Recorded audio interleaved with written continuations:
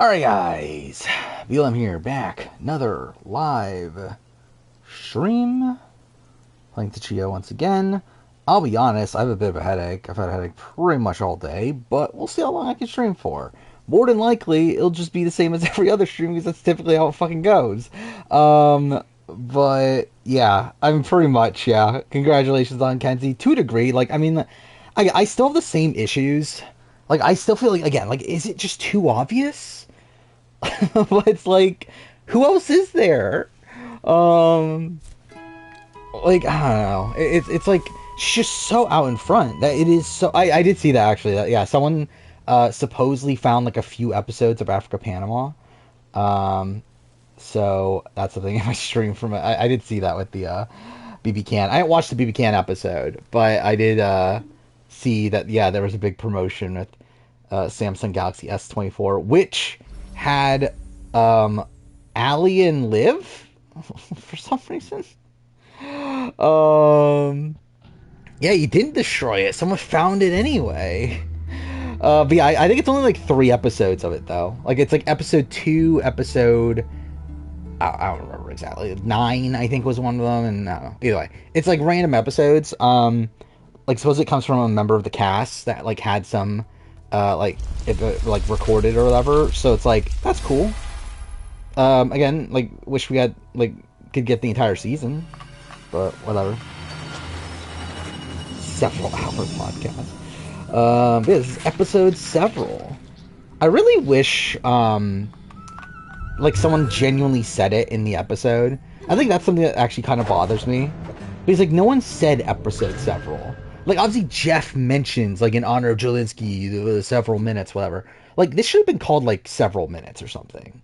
Like it bothers me that this is like again like because like most episode titles ever since like what like Cook Islands has been like 1-for-1 quotes in the episode, and like I think there's been like some exceptions here and there, but like not many. To where it's like, I don't know, it kind of bothers me that this isn't a like full on like quote, but whatever. I don't remember if it's like I haven't seen if it's online yet, but they posted that the person that has it is going to upload it, the episodes of Africa Panama. But yeah, I did see that also. Yeah, special eviction on Sunday, which cool. I mean, I'm still going to do the BB Can Mitzi's Power ranking either way on Saturday. Kind of annoying that it's going to be outdated like literally a day later, but I mean, it is what it is.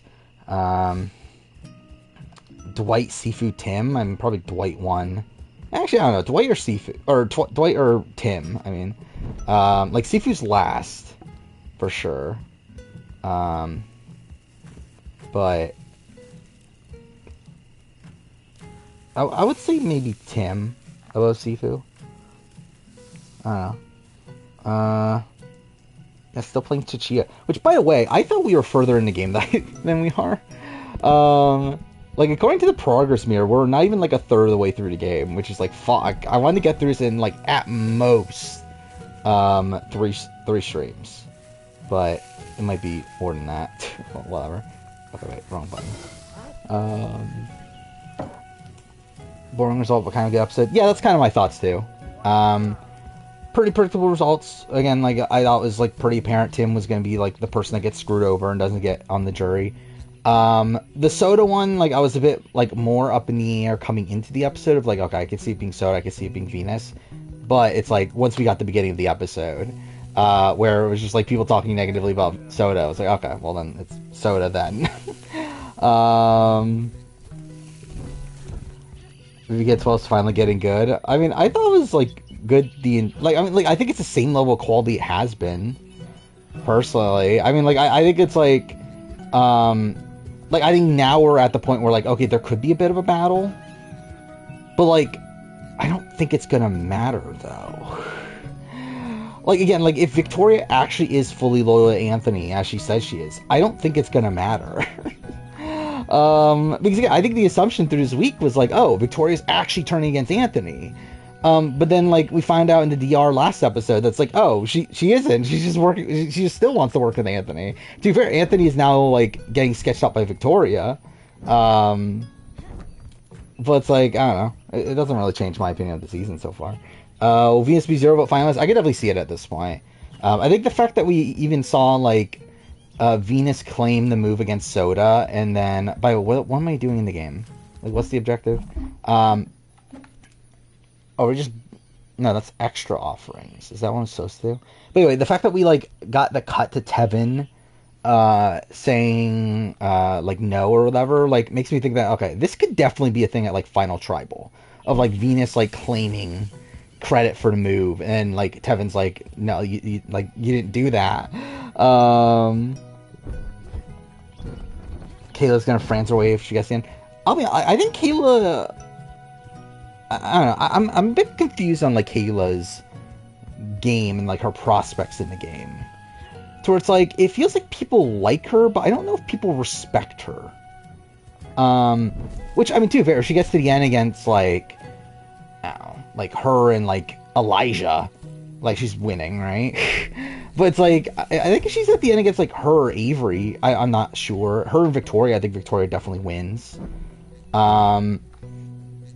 Her and Anthony probably wins unless there is the like pro women sentiment, of like wanting a woman to win.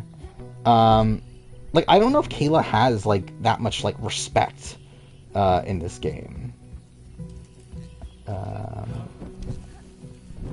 Okay, cool. I saw stream buffer there for a second. You know what?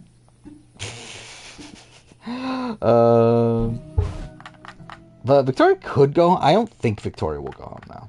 It matters how like fully out Anthony is on her, which to be fair, it does seem like he is like definitely like considering going after her, but I don't think that's the move. Even if you are Anthony, like I think the move is go for like Kayla, or Avery, like one of the two. Probably actually maybe Avery, considering she seems less amendable.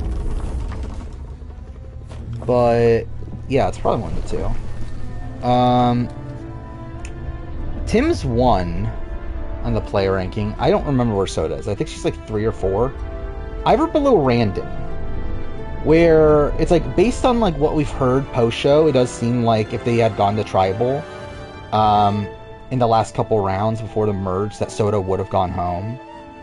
And again, Randon, at least in his exit press, like claims credit for that even before like the Hunter interview came out, which like confirmed it. So I think Soda, I'm looking at someone that probably would have gone home. Okay, that's super loud. Is the setting still the same as last time? It is. Okay. Why does it seem loud? Still early? Well, fuck me. By the way, speaking of that, I think I'm out on Star Trek Resurgence. I literally already unlisted the playthrough on the Let's Play channel, just because like I'm out. I'm too bored. I'm not, and like I'm not even halfway through the game. It's like I'm not fucking playing another like 6 hours of this. The Mirai Hide and Soda, I forgot. Let's see.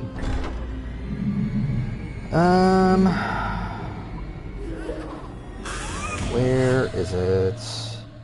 Dude, I have too much shit open. Oh, I never update my Amazing Race spreadsheets. I have Soda higher. Yeah, because like I think the thing, I forgot about it. I did look it up because like that was the thing for me that was like, well, I forgot if Soda was immune last episode or not. Where like if she was immune last episode, I would have had her below, but then she wasn't, so I was like, I'll put her above. What game's next? I mean, I'm probably gonna play Vemba on Xbox, which is like a hour and a half, 2 hour game from what I understand. Super short. After that, I'm probably gonna play Persona 5 Tactica on PlayStation. So yeah, Randon's still second somehow. That was also. Oh yeah, we haven't talked about All-Star Sport, have we? I thought it was good. I mean, episode 2 is weird because like clearly they're editing around a lot. And like the entire situation is just very strange. where like we had known about this like before the season, like I mean like a year ago, like while it was filming, that like the incident between like Janelle and Ayana, and that's like much bigger than like what they were going to show, and that they were just going to cut it out of the show. And it's like, yeah, just very strange how they portray it, because like it makes it seem like she's quitting because of like gameplay reasons, essentially, that she's like upset at how like much Ayana's like throwing her under the bus or whatever, which is like not what happened. Like it's more like it was like again, like we don't know the full story, but like it's essentially like Ayana like essentially claimed that the other black players were like targeting her because they were like because they're essentially like Uncle Toms, right? I think is essentially the gist of it. And like that's what caused Janelle to quit. So it's like, I don't know, it's like it's a very like strange thing, like very like I don't know.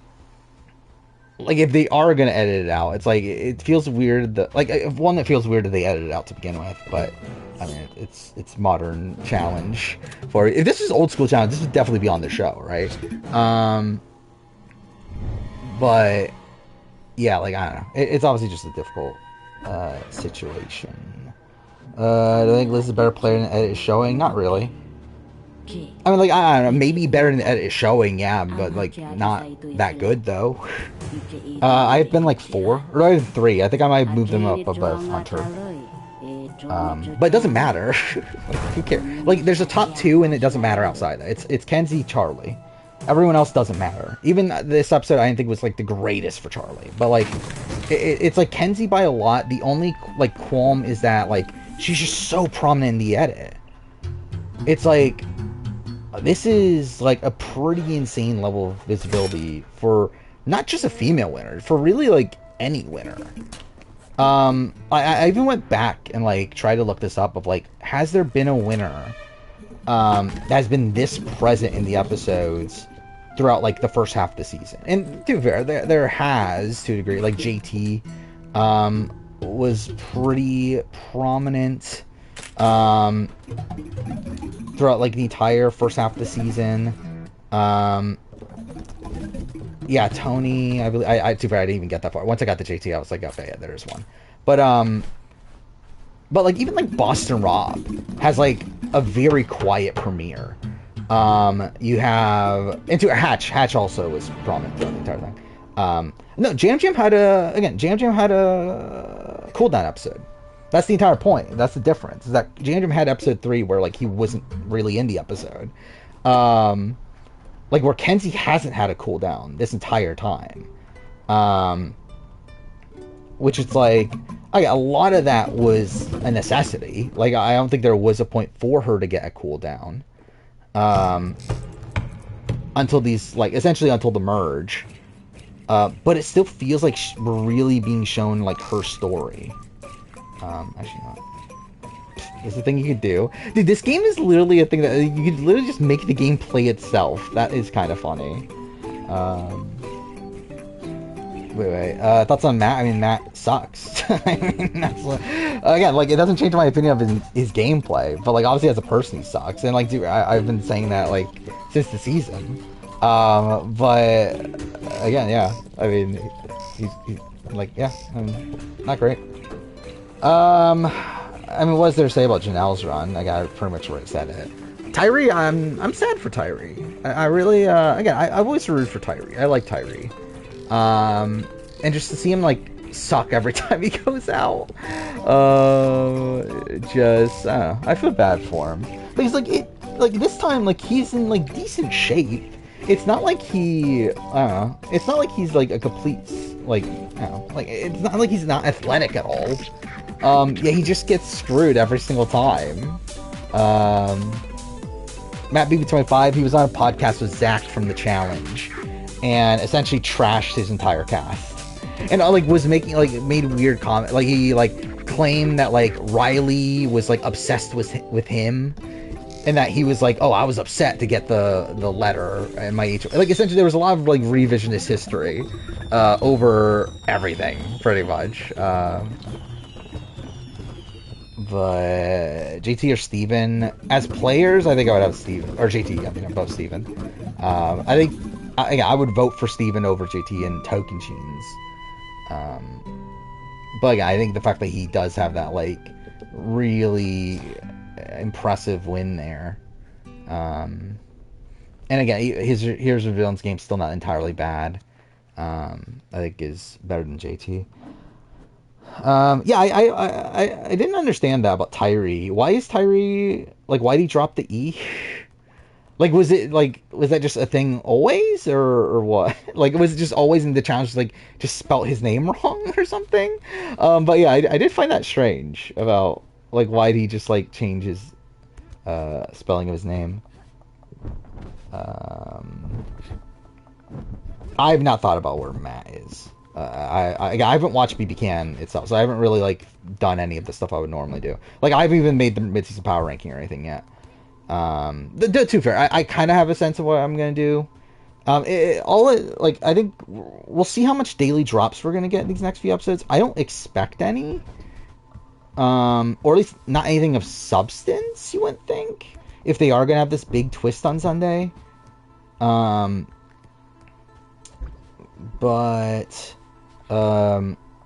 yeah, like I mean, I have a decent sense of what the power ranking is. Yeah, actually, yeah, too fair. Like when it comes to that, like the player ranking, yeah, Matt's one of the boots so far. Like I think you could debate it with Donna, but I think he's above Donna. Angel K got a good point for Retina a limb. Why couldn't the alternate go back and? I mean, yeah, they could, but I wonder if they. Who was the alternate again? It was Genesis, right? Did they send her home already? Was that a factor? Like obviously they had that conversation, right? Like, there's no way that they didn't think about that. But yeah, I wonder if they like Array sent her home, or she like who cares? Like we have enough content for the show anyway. That we don't need like an actual elimination this episode also. I think Matthew played too passively. I mean, yeah. I mean, did he play that much at all is the question. Cool. Okay, yeah, cool.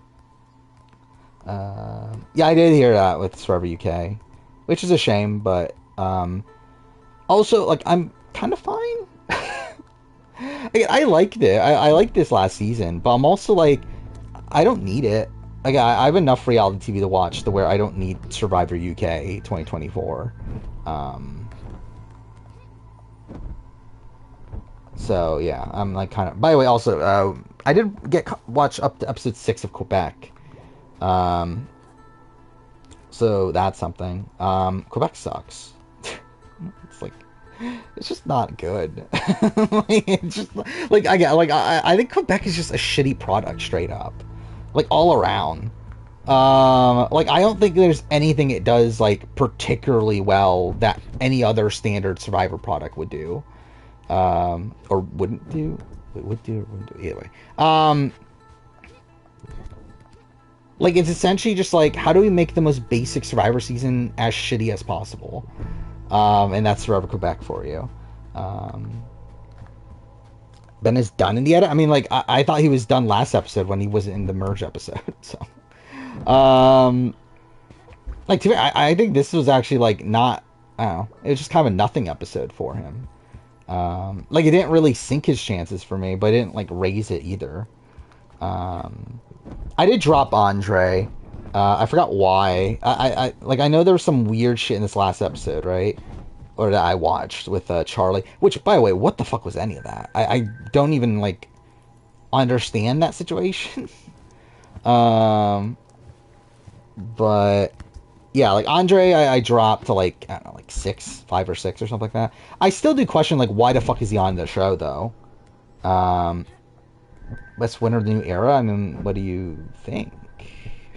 I don't know. I think it should be apparent it's D, right? I guess you could like debate Jam Jam, but too far, in my opinion, Jam Jam's gone down.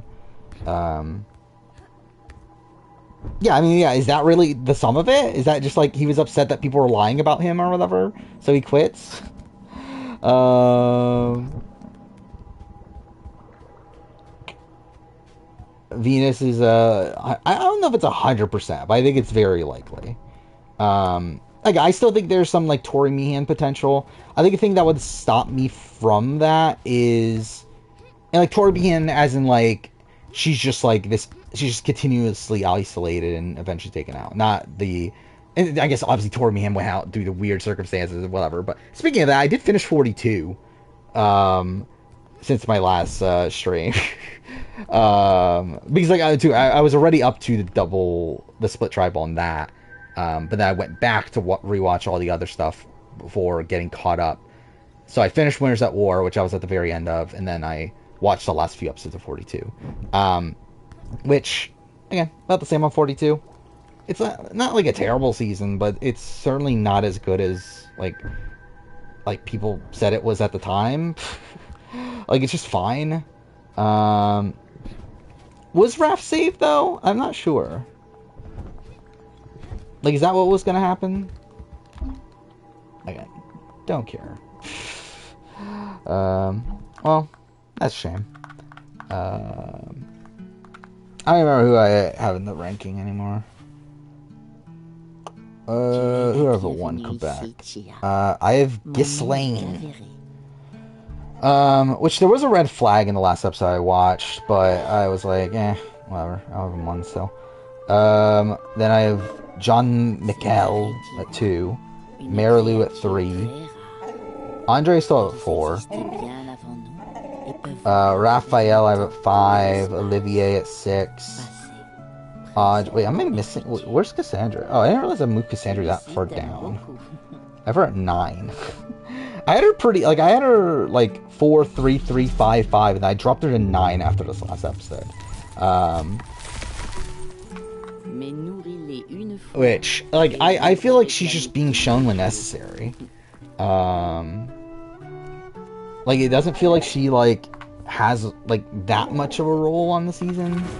Outside of, like, just when... Like, I mean, like, it doesn't feel like she has much of a story, I think is the better way to say, on this season. It feels like she's simply there because she's important. Jean-Michel. Okay, that makes more sense. 42 getting flashbacks funny? Yeah, kinda. Yeah, is that the first New Era flashback? Like, flashback to a New Era season? Probably is, right? Obviously, like, outside of situations within the season itself.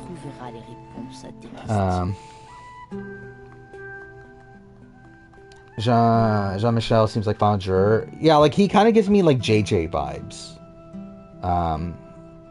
Like, that's kind of what I get from Jean-Michel. They flashback the tribes gang no Flint. Did they really? I don't remember that. What is this? Canadian teacher loses her job.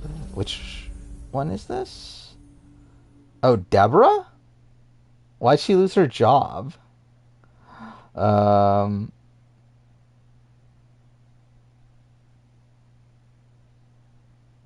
Yeah, why'd she lose her job?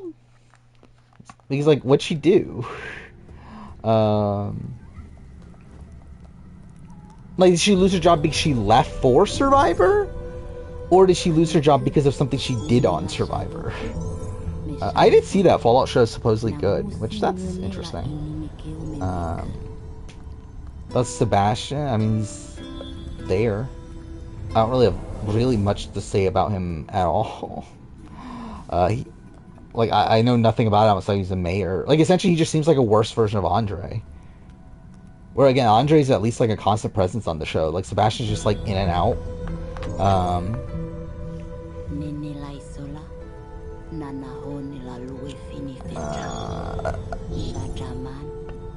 Like, I really don't care about where they're ranked. Like, it's pretty much boot order, right? I mean, again, I'm not ranking Annabelle, and then the rest is just boot order. Because she left for Survivor, that's kind of whatever, then. I mean, like, what'd you expect when you leave a job that doesn't want you to leave for that long? What is this? Oh, we're talking about like Hunter in the spy nest. Yeah, that's funny. Um, I do wonder. Are we gonna get like? I don't know, it's like we got this like set up to like next vote being a big vote, right? Where like Jeff, which again could mean nothing, but Jeff like saying that like, oh, I've never seen this before, whatever. Um, I feel like there is a big vote. I could definitely see it being a Hunter Idol play, right?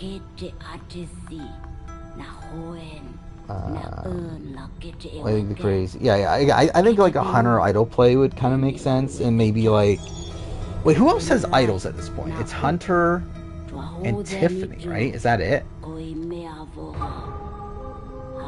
I think so, right? Because Jem left with hers. Hunter Idol play causes rocks. I mean, that'd be fun. Probably not though, but I mean, again, like I listened to On Fire podcast, really not much from it, but Jeff did further reiterate that this is the most cutthroat cast that he's seen. That it's going to be like a season that evolves Survivor strategy and stuff, to where like again he is very high on this cast strategically, which again I don't think means anything actually strategic, but I think it might mean we get some like really aggressive gameplay. Yeah, I did see that. I did hear that too. That Jeff did say that this is going to be the last time Q is going to like make a silly game for the others to play, which is like, yeah, maybe that is it. Maybe that is the tribal thing. I didn't think about that. Yeah, that would make sense. Yeah, maybe he does like a nomination or replacement nominee roulette sort of thing at tribal. Was just sitting down. Oh, I actually don't even remember. Yeah, probably. Yeah, maybe not be vote related then. But Jeff on 44 though wasn't like saying that, oh, this is like a cutthroat cast and stuff. Like he was more so talking about like, oh, this is like one of the most likable groups of people, whatever, that sort of thing. Where it's like this is like the opposite. He's saying that, oh, this is like the most like hyper strategic group of people. It's like kind of the opposite, like reaction, or like not reaction, description of the season. And again, there has to be something there, right? Like there has to be at least like a move to make him say that. Better Crew Trader Keats. Oh, from U.S. too, or I mean, like I guess Kate from Australia, but like neither. I mean, like, Kate from Australia didn't even have much time to do anything, while Kate just from US kind of just sucked, so. Q's the only person I want to see return from this season. Yeah, I like Q. I think Q's a really interesting character. I wouldn't say he's the only person I would want, but I mean, like, he's, like, yeah, probably a top contender. And there's also, you want Caleb or Venus to be on the same tribe. I mean, I think you're assuming Venus is going to be asked back.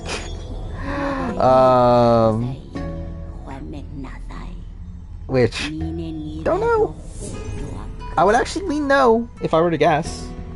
Again, like I do believe Venus has deleted all of her tweets from last week, which I would not be shocked if that was CBS saying, "Yeah, what the fuck are you doing?" Yeah, like I would assume that production's not particularly happy with her. Amazing Race was more of the same.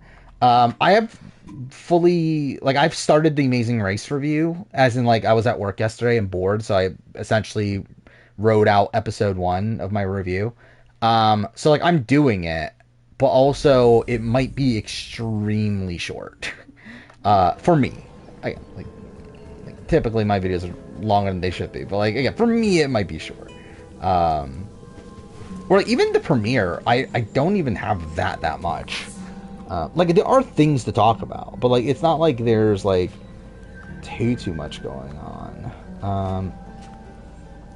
Like, it's not even, like it's bad. It's just, like, so unnotable is the thing. Which I guess, in essence, is bad. Don't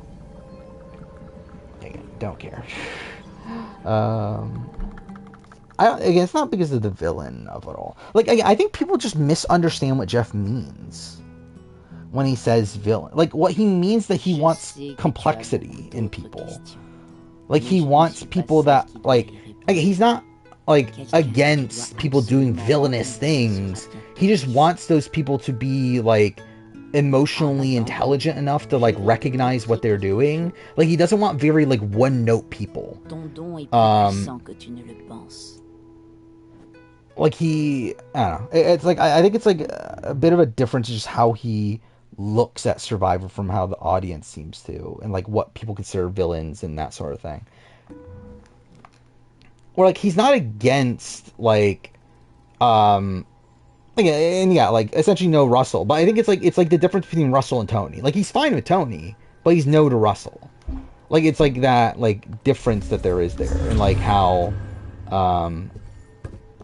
okay, this looks ridiculous.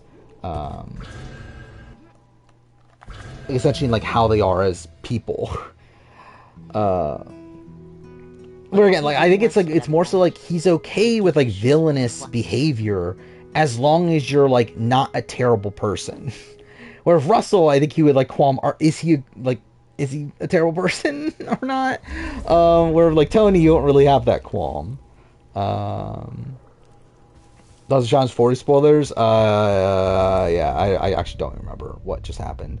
But, I remember now. But yeah, either way, like, it's probably just gonna be a boring Tory win, right?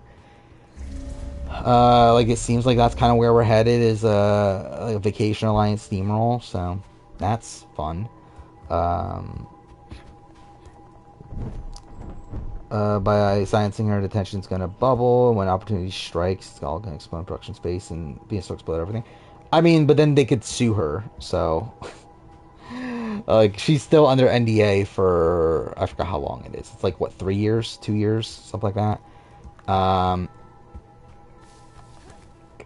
So, either that or just, like, not give her, like, obviously they could just not give her any money, too. That's probably another factor into it. I also get the vibe from Visa's tweets that she's unhappy with how the season turned out. Like, I think that, like, her tweets lean more so to me that, like, okay, 0 vote finalists. Like, someone that gets to the end has no respect. And that's what. And again, like, I think it's becoming more and more clear to me that, like Venus is just bad at the game. Like, it's not even like a thing of, like, again, like, because I know there's the comparisons between, like, her and Taylor. But it's like, I think there's a difference in the sense that, like, Taylor was, like, doing essentially, like, what is typically right. And just not working for her. Venus just kind of sucks. Like, at the game. Which, I like Venus. Like, she's probably, like, debatably my favorite character of the season. But she's not a good Survivor player. Like, just the way she talks to people is, like, it just makes it abundantly clear why she's not liked by her cast.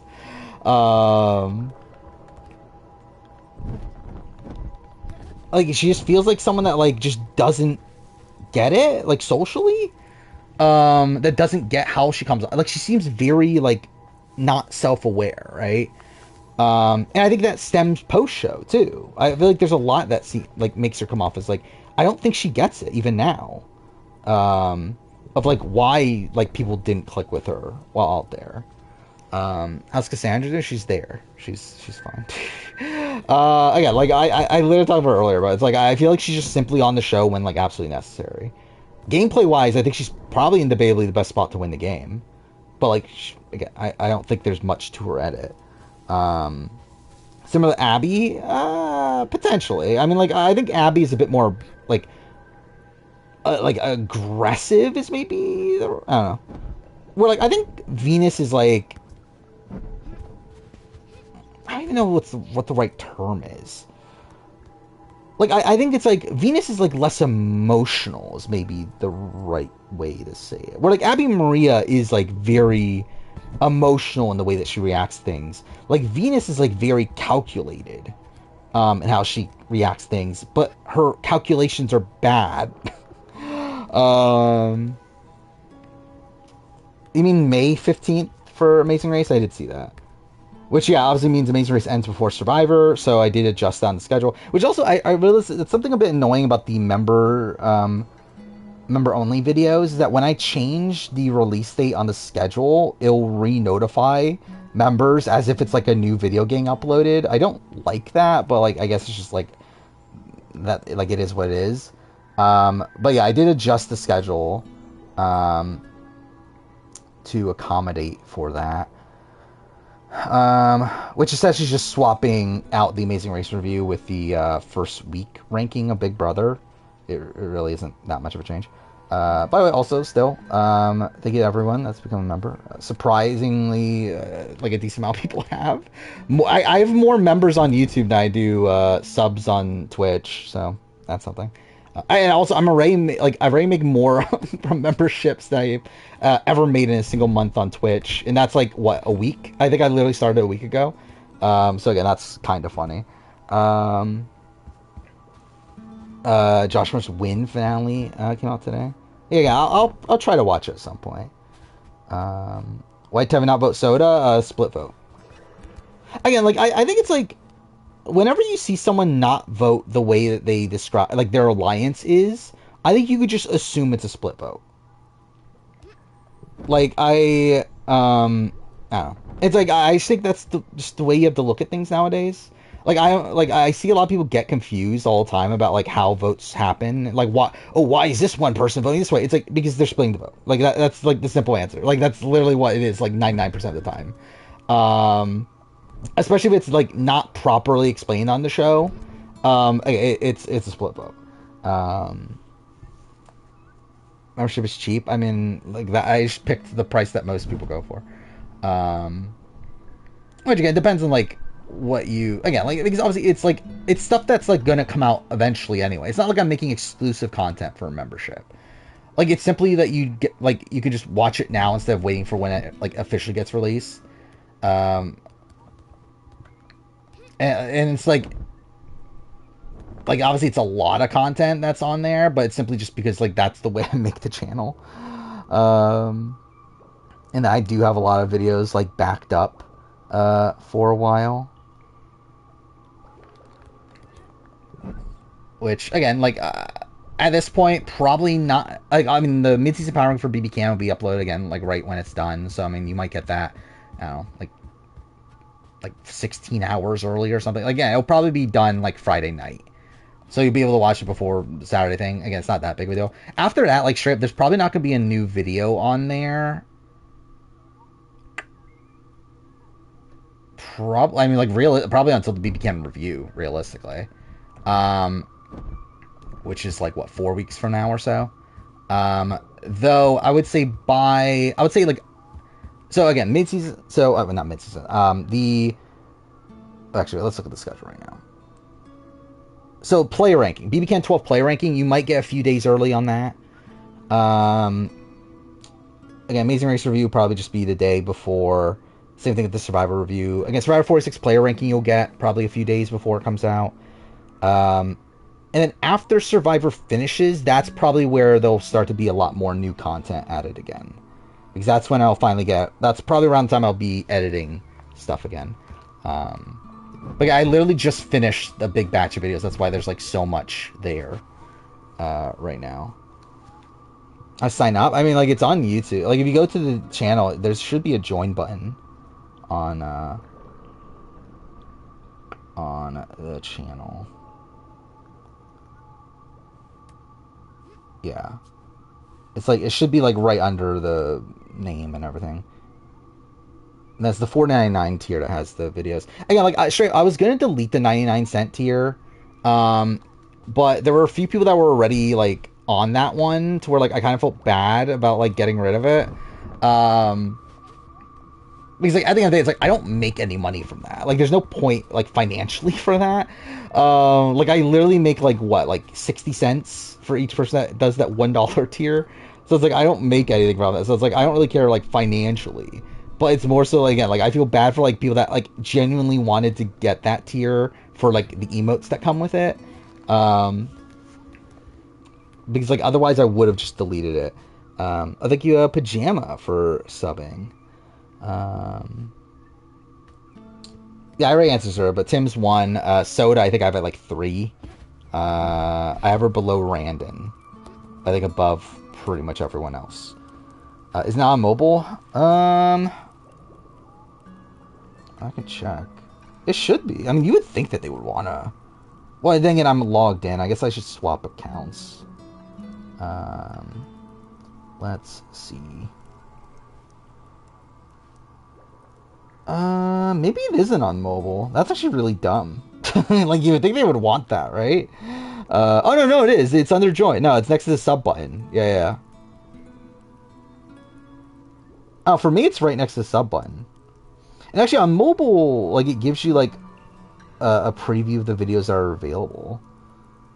Which, like, I'm not sure if it does on desktop. Anyway. You connect emotes from YouTube to Twitch. What do you mean? Like, so, like, on memberships on YouTube, they allow you to, like, upload emotes. Like, obviously, just, like, I just upload the same ones I have on Twitch. Well, some of them, because there's not as many slots on YouTube.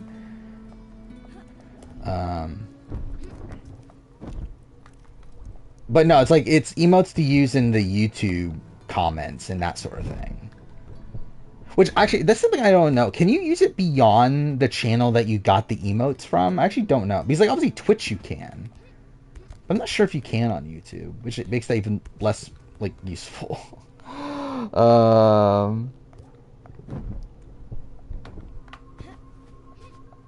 Anyway, do I think they're setting up a Q blindside? Probably. Like, if I were to guess who's going home next episode, I would say Q. That's kind of a cool area. Again, I'm like barely paying attention to the game at this point, but like, yeah, like I would say Q is the most likely to go next episode. It kind of feels too obvious, but like, I wouldn't put past them. That's like, this is kind of what they typically do is like set up a potential blindside, but then not actually do the blindside for like an episode or two. That's kind of been like a new era trend. And them like not wanting to make the blindside too obvious within the episode it actually happens, but like doing a lot of setup to it beforehand. I mean, yeah, we both only have one person left, right, on the Challenge 40 draft. Which the person I have is like really funny because there's no chance they're winning this season. Is that showing up? That's very strange. I saw it on my end when I'm like logged into a different account. So yeah, it should be there. But yeah, I don't know. Is Mystery Man still there? He is. Which, not shocking once we knew who the Mystery Man was. I was finished Suicide Squad. Oh, you're playing Suicide Squad?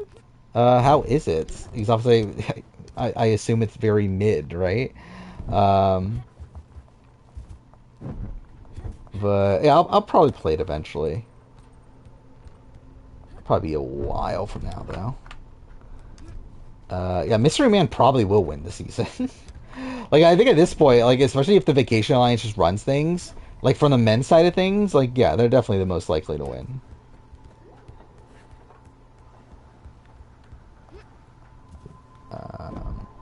Fun the actual... Why the tier name's so freaky?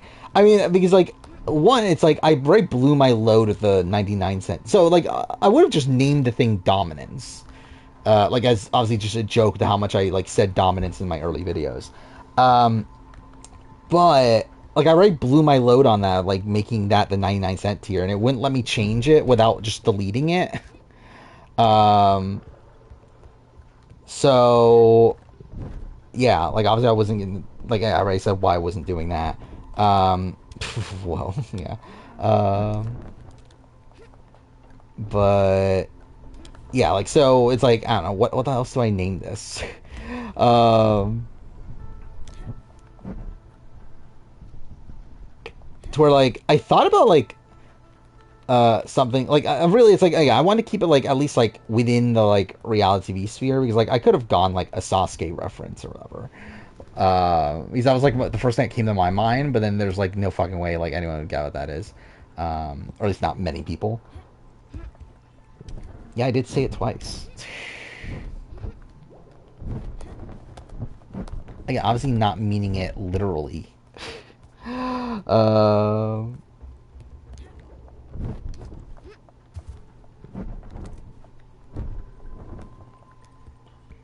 I mean, it would have been like something like Kanzen. I don't know, it would have been like the first thing that came to my mind was like Kanzen Seiha related, um, or like Total Victory related, something to that nature. Um, but I'm just like, well, I don't know, it's not like obviously most people that like watch the channel are like for Survivor Big Brothers, where like that has nothing to do with that. So I'm like, eh. Says I can't support Kyle anymore because of the issues that have been. Yeah, more like he's not gonna be back either, right? Character writing's fun, interesting. Story writing doesn't support it though. Okay. Um, yeah, so just the second half is killing the Justice League. Like if I were like I would assume when I play it, I think my thoughts on it are gonna be kind of similar to my thoughts on like Avengers, which like it's not actually like that terrible of a game, but it's like not good either though. Again, don't care. Azubanu returning, I don't think very likely. Or I've said this on previous streams. Like it's like the thing with Banu is that I think Jeff loves that he was on this season. I don't think he like. I think he recognizes that he would not be good on a return. That like there's not much more to Banu to see. Better faithful Annabelle or Peter? Probably Annabelle. Actually, yeah, probably Annabelle. I think like Peter's probably the best detective. I think Annabelle at least tried more to play a better faithful game, and like she failed at the end of the day. But like at least she tried. Where like Peter just sucked at playing a faithful game.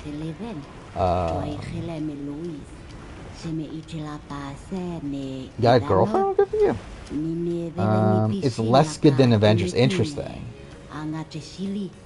Because I thought Avengers was actually like kind of decent. Like the first, I think the beginning and the endings of Avengers was good. The middle portion where it just like kind of forces you to play like what are essentially these multiplayer missions with like very little story context, like that was pretty bad. But like I feel like there was actually some good stuff in Avengers. Top three most likely returnees: Q, Tevin, Hunter. That's maybe right. Oh. Yeah, I mean, like Hunter again. Like it does seem like Hunter is the fan favorite from a casual standpoint. Because yeah, I think that's why they gave him the EW interview. Um, so yeah, he's probably likely. I think Q is pretty likely, and then yeah, Tevin. I don't know. Tevin's weird though. Like again, like Tevin, like and like super. I guess it's more so assessment of like how he's doing on this season more so than like if they would bring back. But like I don't know what they're doing with his edit. Like it's a very strange edit. Where like considering like again he got that like opening confessional. He was like the big propped up character in the preview. Um, like you would think he would be a lot more prominent on the season. Yeah, he's just kind of there. Um, Kenzie, we'll see how Kenzie goes. I think if Kenzie wins, I think it makes it like less likely she'll return actually. Um, but if she doesn't win, then like, yeah, I think she probably is a lot.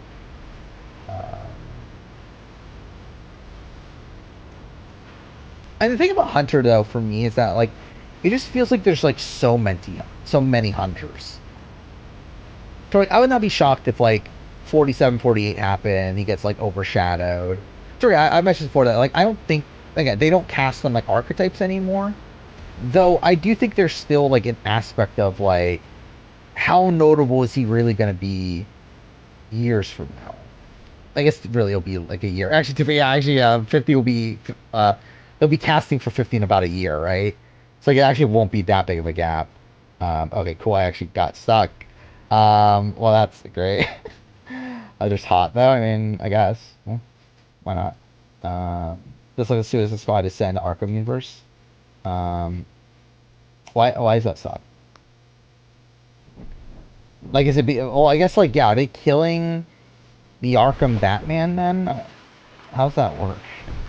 Um, Like a Charlie win makes less sense compared to. I think Kenzie's win definitely makes a lot more sense than Charlie. Again, Charlie's still my number two.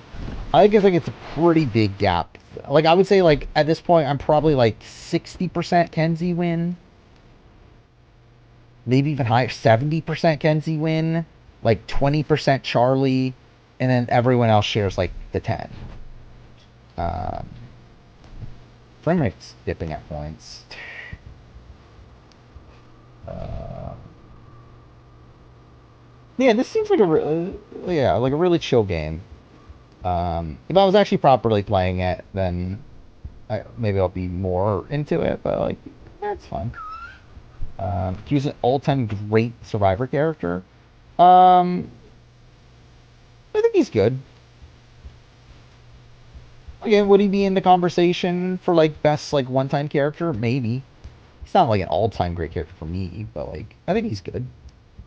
Um, 44 and 45 most returnees in the era. I don't know. Again, like I think the tough thing is that like yeah, like after all the time that's happened, like are people from 44 gonna be that notable? Like obviously Carolyn, like lock it in. Carolyn's on if she wants it. Um, Jam Jam, if the theme permits, is on. I think no matter what, really, because I think he'd definitely say yes. Um, I want to get evicted. I don't really care personally. Like maybe like I don't know. Actually, really, I kind of like everyone that's left to a degree. I guess like Tola's the biggest dud left. He's like, who's left at this point? Like, it's only 9 people. We got again, Tola's probably the biggest dud. Anthony, Elijah's kind of chaotic. Um, Bailey is fun. Todd has like some humor from his like really weird, like I don't know, like his very like monotone way of talking. Um, and you got the girls in hot chocolate. So what? Victoria obviously is great. Kayla's kind of whatever. Avery's kind of whatever. And then Lexus is also kind of just fine. I don't know. It's like I feel like Tola's the one that's giving me nothing of the people that are left. Um, but if we want to like shake up the game and everything, maybe like a Kayla or Avery. I think one of those two. Cool. Just throw a chicken. Cool. Wait, wrong button. Wait, what button is it? The soul jump? Oh, there we go. Oh, cool. This is the same place I was earlier, wasn't it? I don't know anything about. Like, Sneeko, I don't even know who the fuck that is. Kai Cenat, I at least, like, know of. I've seen, like, random clips of him here and there. I think he seems like an idiot. Aiden Ross also seems like an idiot, so, like, none? I don't know.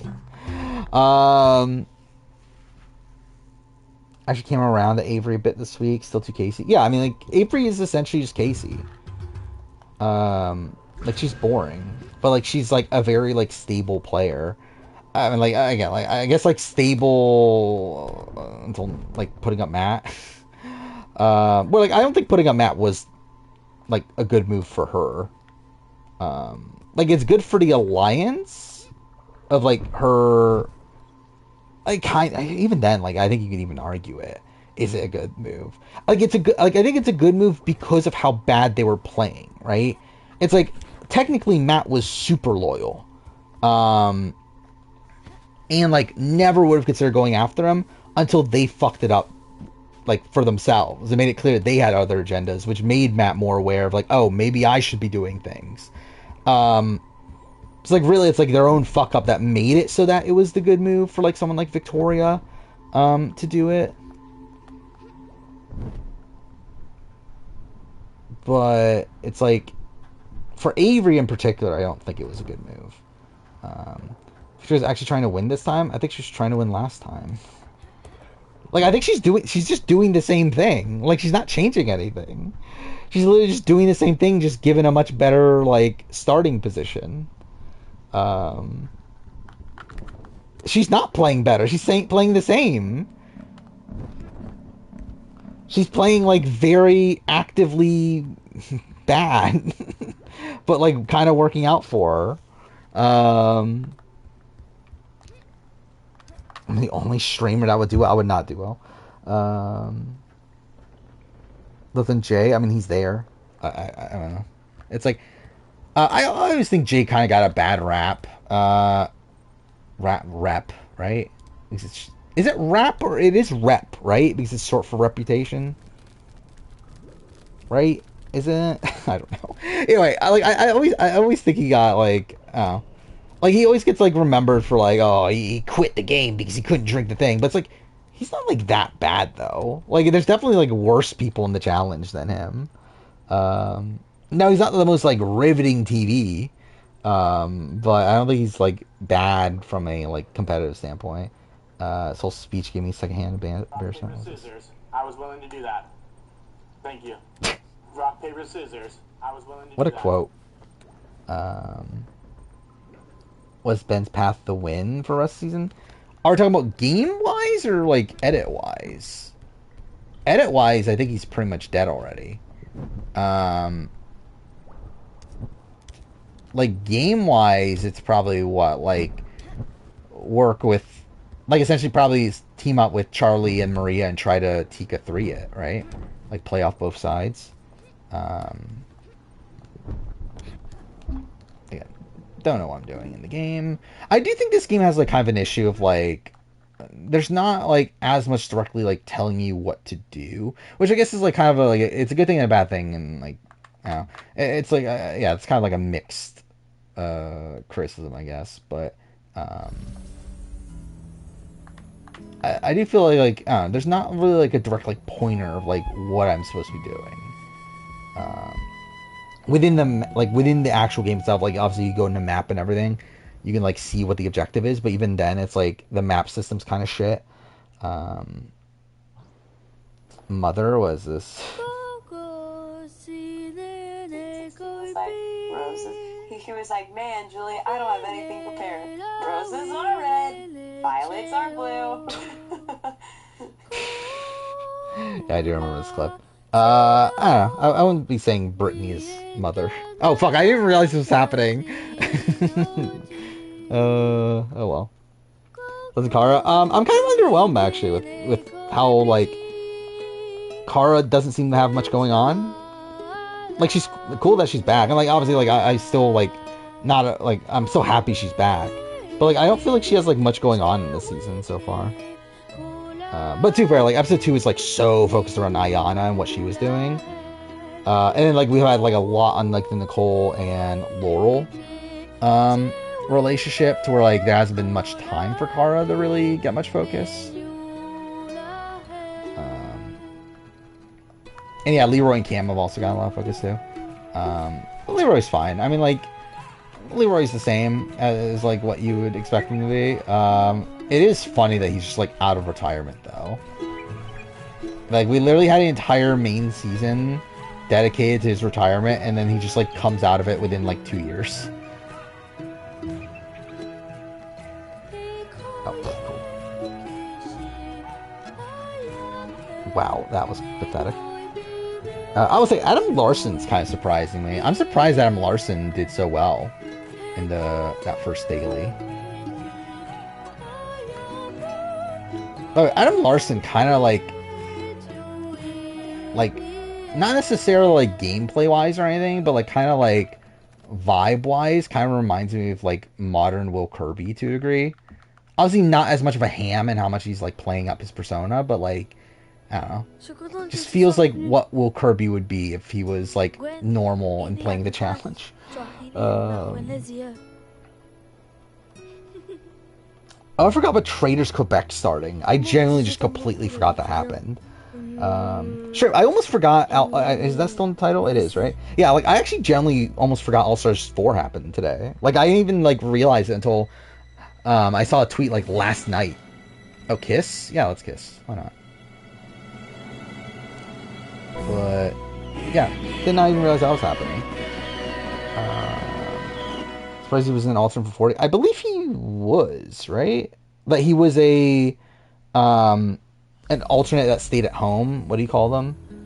Like he was an on location alternate, I believe, or at least like if not, then he was considered, right? Like I remember Gamer said something about Adam Larson, and that he was like in the he was like in the pool of people. Um, yeah, how is Traders Quebec airing, by the way? Is it like one episode a week, like Traders Canada was, or is it gonna like Survivor Quebec and make a billion fucking episodes? Which would be funny if they do that. One episode a week, okay, so it's kind of normal. When it becomes sci-fi, I mean, that's this game. There's so much shit going on. The speech was the antithesis of what modern Big Brother speeches is, but it's fiery. I mean, the speech is terrible. Like, legitimately, like, Jack's final speech is, like, one of the most, like, cringy, like, gameplay-based speeches I think I've ever seen. And it's something that actually lost him jury votes. Or lost him a jury vote, I should say. Brad, what about Brad? Brad is on this season. That is a thing. Okay. Go to that place. Where exactly is that?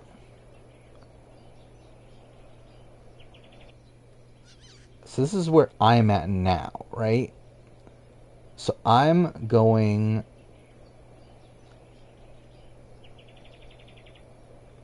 to somewhere. Where is it? Traders Quebec has an all-time great character. It's been one episode. It's like, how do you have an all-time great character already in one episode?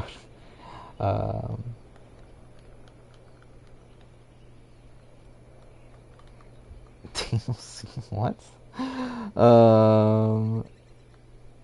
Yeah, we'll see. Are Mega Leg parts both in next week's episode? I would not be shocked, right? Because, like, again, if the season is ending before Survivor ends, then, like, there's not many episodes left. So, like, I would assume that, yeah, they're going to be, like, mixing some. Just think, fucking God, if they do. Again, where is this?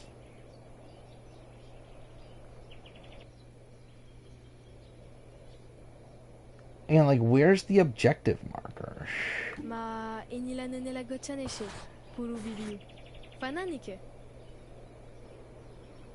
Because this is us, right?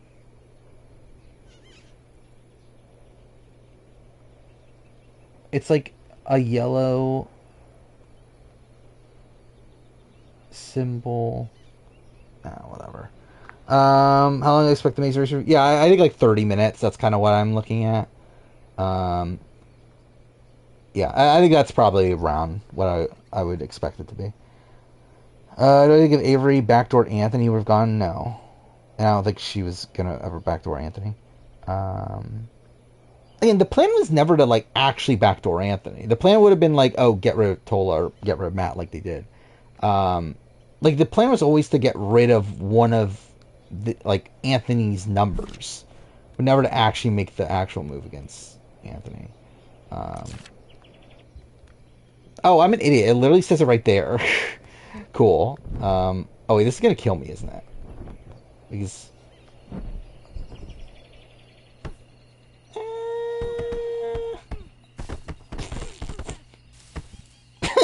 This is so stupid. Okay, cool. There, finally killed me. Like, what was that? Yeah, he called himself the most dominant masterful, something like that. Yeah. That was the thing he said. I'm gonna watch Fallout Show. I'm not sure. I wouldn't be opposed to watching it eventually. I don't know if I'm gonna watch it now though. Do you think jury's gonna be 6 or 7? I mean, I would assume 7, but like you never know. It could be 6, and they do like a Candace vote. But like, why though? I don't know. I would prefer it to be 7. Was that allowed? I mean, I guess it wasn't. Those look challenge. He's in to be USA 3. Not really, but I would prefer it to be. But no, I don't. Oh, I forgot you could do the tree thing. I forgot about the tree thing. I do like traversal in this game. It is fun to just like go around this and like do all these like weird things that it allows you to do. Thoughts on Dondi? I mean, we got a lot of drama this last episode, right? Which I also, that drama, I don't even understand either. Like, why do people hate Alyssa? That was her name, right? Again, people seem to be like just genuinely like hating Alyssa. It's like, I don't, like, obviously, like, I think that's like more so like, I don't know, maybe it's not like edited, like maybe we're just not seeing a lot of it. But it's like, we are seeing her like be like super strategic and everything. But it's like, why do you like seem to think she's like genuinely a terrible person because of that? I think that's the thing that I don't fully get. Avery's ideal target, probably Tola. Actually, not probably. It is Tola. I think that is the ideal target for Avery. Again, Elijah, someone she had a connection with. Again, Elijah before this week thought Avery was his number 2 or number 1 person. So like her targeting him and everything, that's really bad. Then Matt, someone she was close to, and was in the alliance that they had to get to where like at least she could still feign that they were. Feign's not the right term. I keep on thinking feign means to fake, but that's not what feign means, right? Like what does feign mean? Feign means, oh no, feign does mean to. Okay, never mind. What was I thinking then? There was another term that like didn't mean what I thought it meant. Yeah, I continued to use it as if it meant that thing, even though I knew it didn't mean that thing. I don't know. Well, either way. But yeah, like she could have at least like pretended to work with Matt. Where it's like she's not pretending to work with Tola. Like why even keep Tola there? There's like no reason for her to keep Tola. Stephanie and Elizabeth Traders rivals. Why not? Put them on the challenge. I think they would also be fine on the challenge. I think Aaron's winning. I mean, I think that's like the pretty clear. If there is like a winner at it, I think that's the first I would say has it. Thoughts on Avery? She's like kind of bland. I like Avery. I think she got screwed over in her original challenge appearances. She's also really hot, so I mean that helps too. But yeah, she's kind of boring. So whatever. Boss Rob wouldn't be funny. It would be funny, but it's probably not happening. I think I'll make it deep though, right? But probably not winning. Je crois que je peux t'aider. Suis-moi. Wait, what is Nintendo Wii U and 3DS for? All Stars 5 is filming. Was it July? I thought it was a little bit earlier than that, but maybe it is. Like, obviously, it'll be after 40 finishes, which 40 will be done in what, like about a month? So yeah, probably like a month gap in between the two. So yeah, probably like late June, July is what I would have guessed. Alors tu veux te débarrasser de Barbara, c'est ça? Aaron got in the reality because of Dan Giesling streams. Interesting. Huh. It's kind of random. More like a returning Brad Reese or Bonu. I'm Bonu, but like neither. I don't think either of them are coming back. That's on Heroes returning? Is that a thing? They bring back Heroes? Are you talking about the show Heroes? Which, like, I watched season 1. Oh yeah, reboot. I watched season 1 and it was fine, but like, did not watch it again after that. I was always more of a Lost person. Which I did want to do. I wanted to rewatch Lost for one. I also wanted to do a retrospective of it, but then I realized, fuck, I probably can't. Wait, what is this? What the fuck are the top and bottom ones? Wait, what? Oh, okay. That's the point of this? Okay. No, I'm not going to end the suffering. I'm just going to continuously do this for forever. Yeah, Lost is long. But I love Lost as a kid. Like, Lost was, like, my favorite, like, scripted show. That wasn't, like, obviously, like, a kid show. That wasn't, like, Power Rangers or like, Yu-Gi-Oh! Or Digimon. This is so fucking weird. Like, can you literally just do this forever? Okay, I think we're good.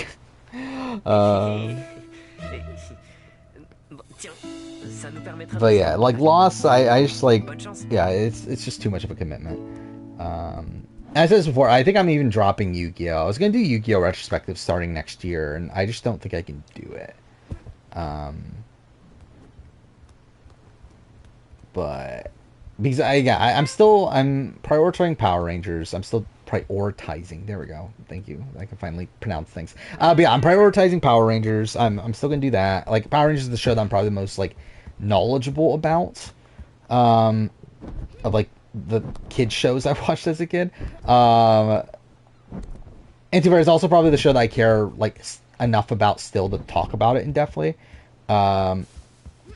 So like yeah, I'll still do Power Rangers, but I think like adding Yu-Gi-Oh to that too is probably just not worth it really. I mean I'm doing Total Drama. I'm not like it's just a thing I'm doing now, I guess. I'm not sure what I'm doing after World Tour though. I would not be opposed to continuing. Again, like I enjoy making the Total Drama videos. I don't enjoy the show, but like I enjoy like kind of making fun of it. So yeah, I'm probably gonna continue. It's just a matter of like when do I do them. What's the first Bond who gets in best case scenario? I mean, probably losing finalists.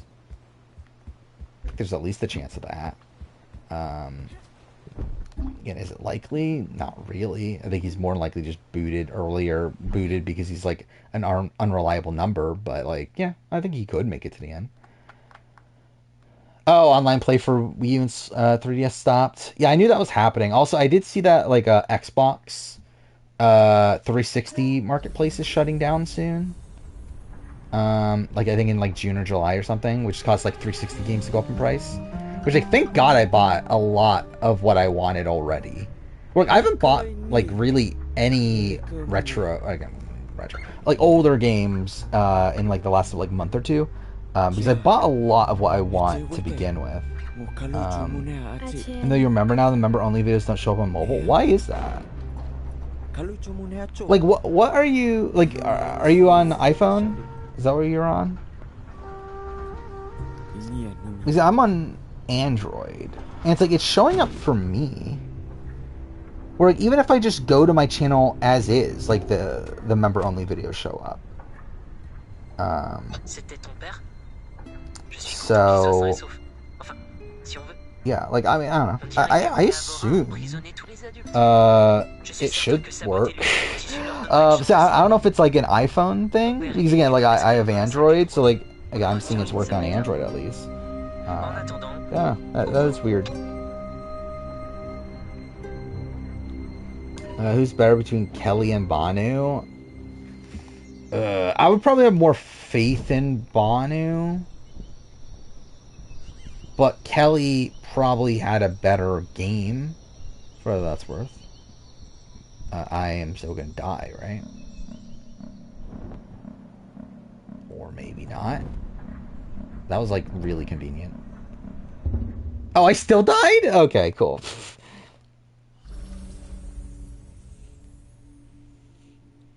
Oh yeah, so all the videos are in the playlist already. So like maybe they'll show up there, but again that's very strange. But yeah, like so yeah, like any video, like whenever I upload a video, I automatically put it in the playlist. So like they should all be there already. That's kind of a weird way of you having to do that. You get notification for member only videos despite not being a member. Interesting. Huh. Maybe that's why. Is that how like people knew? I wonder if that's why as many people signed up as they have. Because I've only announced it on stream. I haven't announced it in any videos so far. To where maybe, like, does it just notify everybody when a membership thing happens? Still upon it in a playlist. Interesting. Oh, actually, I didn't think about that. How's that work in terms of that? So, like, yeah, if you go to a playlist... I genuinely have not thought about this. So if you go to a playlist on the channel, you just see that video as... like, you still see the video exist, right? But you only see it as membership... as member only, right? I didn't even think about that. That's the way that people could find it, too. So if you go to South Africa... Yeah, it is there as members... Wow, okay. That's interesting. Yeah, okay. So I guess now if you want to know what videos are coming, I guess that's a way to see it. I didn't even think about that, actually. That they show up that way.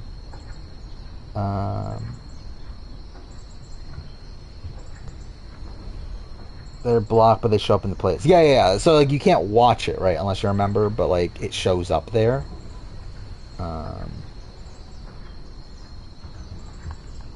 Which I guess it makes sense too, because actually I did notice that, because like on my stats it says like when you go to like the membership stats, it says like where people sub or where people like joined from, and like some of them were from like membership videos. I was like, wait, how does that work?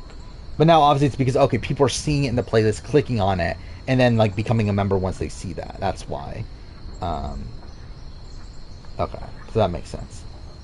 Wait, how do you move again? Oh, wait, no, you need to... Okay, you need to do all this, right?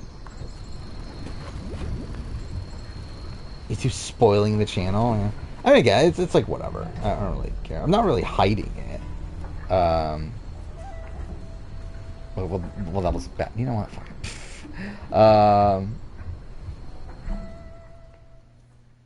But, yeah, that is a funny, like, thing that I didn't even think about, though. That's... yeah, thing that people can see. I see their biggest party. That's kind of early. Also, main challenge season be the normal people who haven't done reality TV. I wouldn't be opposed to it. Yeah, if they're trying to like add more to the casting pool for the main show, just have a full fresh meat season. I wouldn't be opposed to that. Obviously, like, I would prefer it to be USA 3, but also, to be fair, if it's USA 3, then I have to make videos on it, and then that's more work. Or, like, I'm not going to make videos on a fucking Fresh Meat Season challenge, probably. Or straight up, after All-Stars 4, I think I'm... I got USA 3 happens, I'm making USA 3. I kind of have to. But if it's, like, a random challenge spinoff that's unrelated to CBS or whatever, I'm probably not going to do anything for it.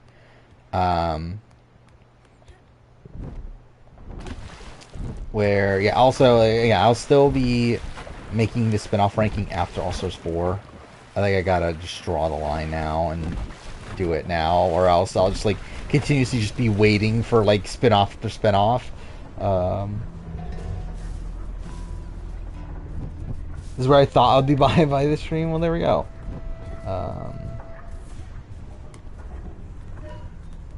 Again, I got here through legitimate means, obviously.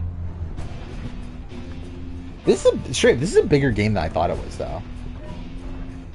Like, I thought this would be, like, a relatively short game where,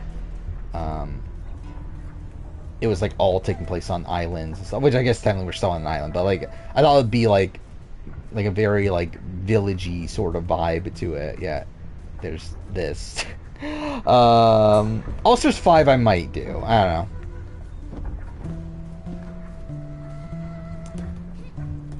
Yeah, I would contemplate All-Stars 5. I would probably actually lean towards probably, yeah. I don't know, though. It's like, I'm just debating on, like, how much I just bother with the challenge anymore. Like, I'm gonna watch it, but, like, I'm just thinking, like, content-wise, it's just, like, okay, cool. It's, a lot of work for like some benefit, but not like as much as like again like it's not obviously like it doesn't do like it's on like Amazing Race level, which is like again like it's like on the border of like should I continue or not.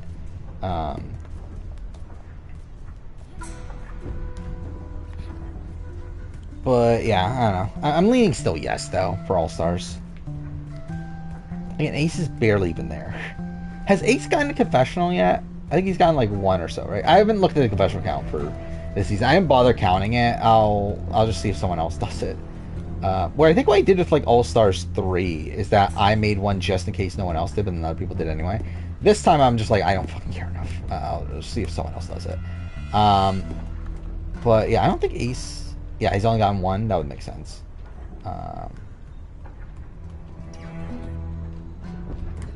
Number 2, Last of Us cinematic rank. What the fuck was number 2 on the cinematic ranking? I genuinely don't remember. Let's see. You think it's too high? To be fair, I thought that was number 1. I had the ending as 1. Interesting.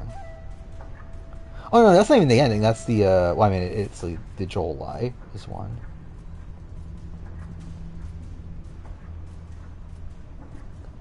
Yeah, I have no memory of this video at this point.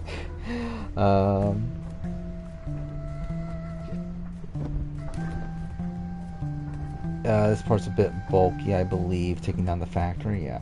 Yeah, I mean, it look like there's a lot of shit that I have to do, right, on the side there. How do I do any of that? Or do I do any of that? I guess that is also a question. Sarah's death below that. I think it's a better scene than Sarah's death. I think it's like probably my favorite like individual scene. Actually, maybe that's not true. I think maybe the ending is the ending better? Again, like the thing with Sarah's death though, it's like the actual cutscene itself is Sarah's death plus also the Tess and Joel conversation following that.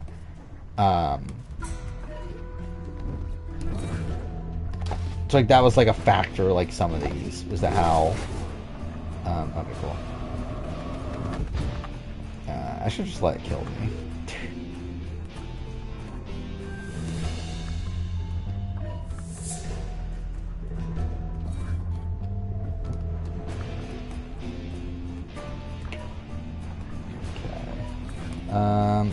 I think it may have been a purge in episode 2 of 40. Is it episode 2? Or is it like there's like a there's like this big like challenge thing, like I don't know, like where like a person from every era goes home, right, early on.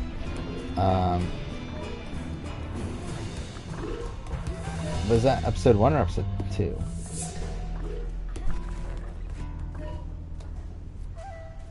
You have a confession count for Quebec? I've been like kind of counting, but I haven't been like paying attention to like 10-second rule or anything. Oh, you have to possess fire. Okay.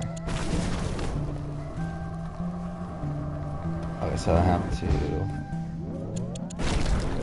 Okay, cool. That's definitely what I want to do. Cool.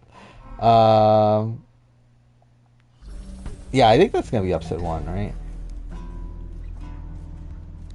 It is weird how like supposedly they had like an entire week in the house before like anything started, right? Wait, okay, no, I'm being an idiot. It's this.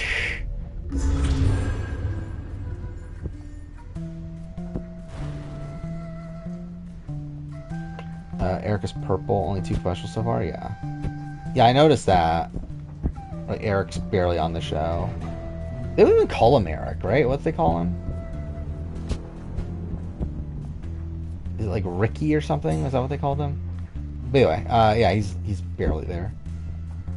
Which is funny considering like episode 1 I actually think was like not a great episode for him, but like he at least got like this relationship to him and Jean-Michel, but like that went nowhere. At least that's what I've watched.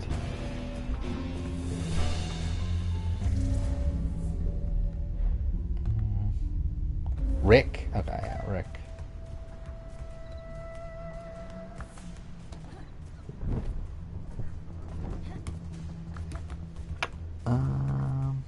Oh wait, those are the fire rocks? Those things that I actually was interacting with already?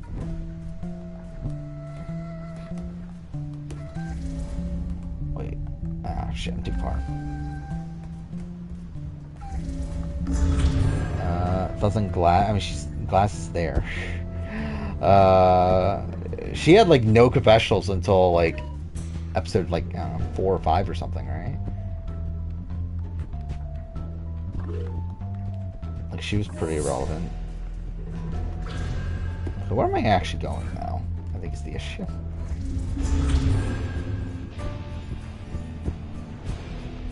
Okay, I can ignite. But, like, what am I supposed to blow up? Am I supposed to blow them up? I can barely... Dude, like, I can't even read that text that's in the corner of the screen.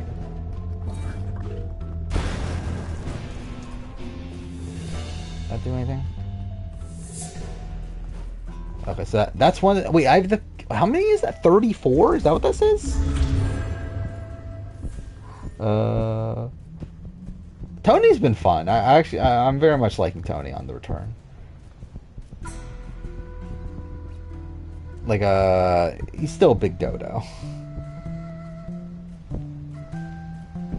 So, like, he's not as messy, obviously, as he used to be, but he's still, like, a fun TV presence. I'm happy that he's back in, like, the rotation of everything. So where is everybody else?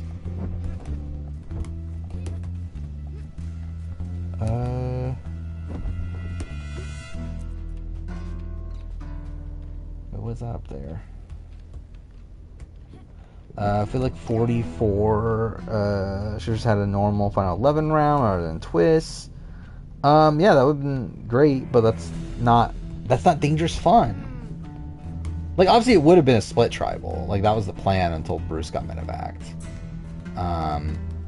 Was that it was just gonna be a split tribal at 12. Or they would have merged at 13, right? And split tribal at 12.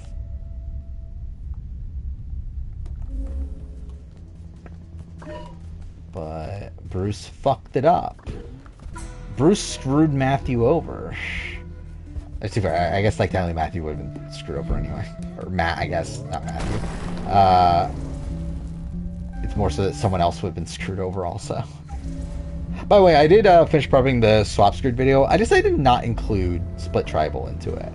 Because I was going to initially, but then I realized, like, through doing that, it's like, well then, like, there's a lot more, like, other questions, like, why aren't these other things involved, like, being included and stuff, where I was like, you know, fuck it, let's just make it, like, super simple, and it's just simply just basic swaps.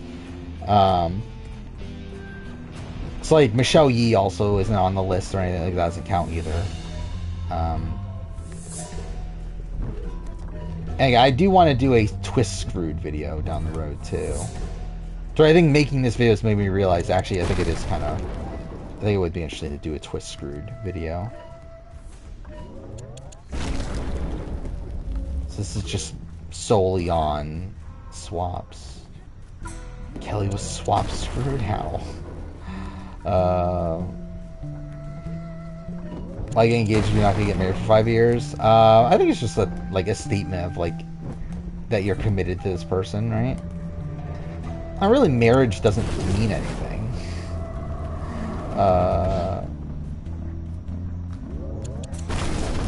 Okay, cool. Well, that's great. But, like, outside of, like, the legal ramifications of it, it's like, marriage doesn't really mean anything. So it's like, oh, if you don't want to get married, it's like, whatever.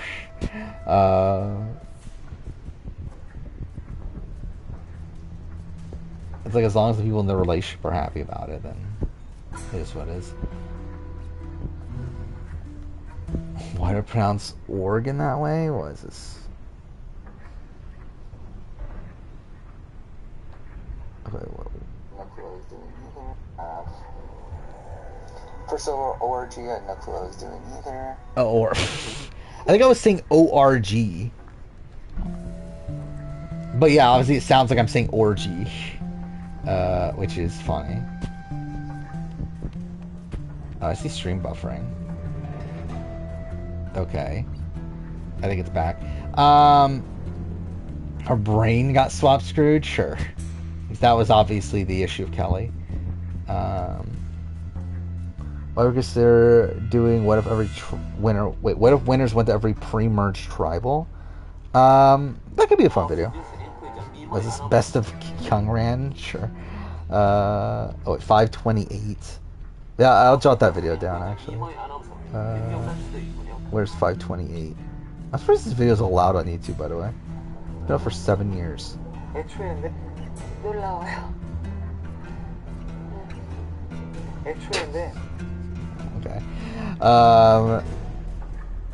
That clip, I said I had my first orgy at 16. Yeah, I gotta love those 16-year-old... Okay, nah, that's even more fucked to say. Borneo Hatch for sure makes a merge. Does he? So if we're saying they go to every tribal, so we're saying they go to go to 6 tribals, I mean? Does Hatch survive 6 tribals? Maybe. But I think barely, right? Survivor. What if it was Julian, right? That said that? Yeah, okay. So I'll jot that down too. What if every winner, or what if winners went to every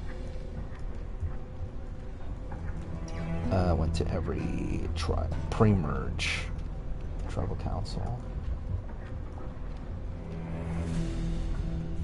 There we go. Almost got me banned, I guess. It would have been out of context. I think the only danger point is if Hatch, is if he loses Rudy.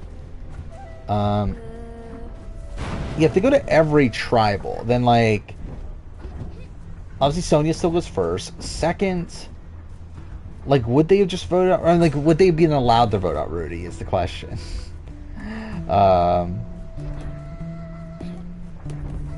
Bob for sure wins. I mean, actually, would he not?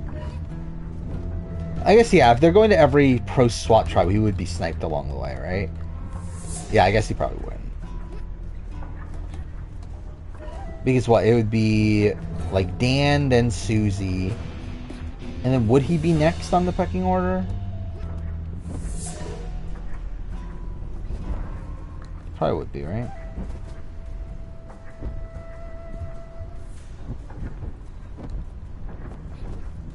Still done Devil's Plan? Have you not finished Devil's Plan yet?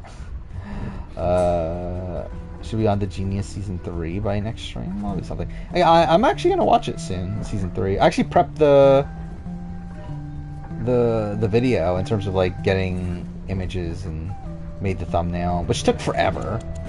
We're gonna, like, what I've been doing with the thumbnails is essentially just reworking the posters. I kind of like how they've turned out. I mean, season 1's is kind of fucked, but I liked how season 2's turned out. Season 3's was like really fucked. It took me forever to like organize things properly to make it like not look complete shit. But whatever. Today I had someone tell you that how BB Can is rigged. I mean, of any of these shows, I would say BB Can's probably the most rigged. Of like BB US, BB Can, Survivor US, Australian Survivor, all these shows, I think BB Can's the one I would say is the most rigged. I mean, obviously, like, rigged is the wrong term, but I think, like, having twists in there to benefit certain people, I think is definitely a thing. I mean, yeah, like, I think this entire season is structured in a way that benefits the bets.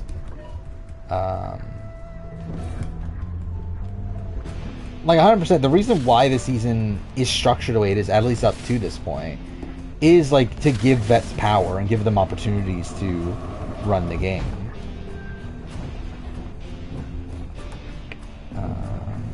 except for me to realize season 3 is the best season. Again, like, season 3 is just a tough thing for me, where, like, I think I recognize it is, like, on paper, the best season. Like, I think it has the best games. I think it has probably the most savvy cast. Like, it's on paper the best season. But, like, I just never clicked with it for some reason as much as the others. So for me, it's this, like, weird dichotomy of, like, recognizing its genuine quality, but, like, just not, like, personally having an attachment to it.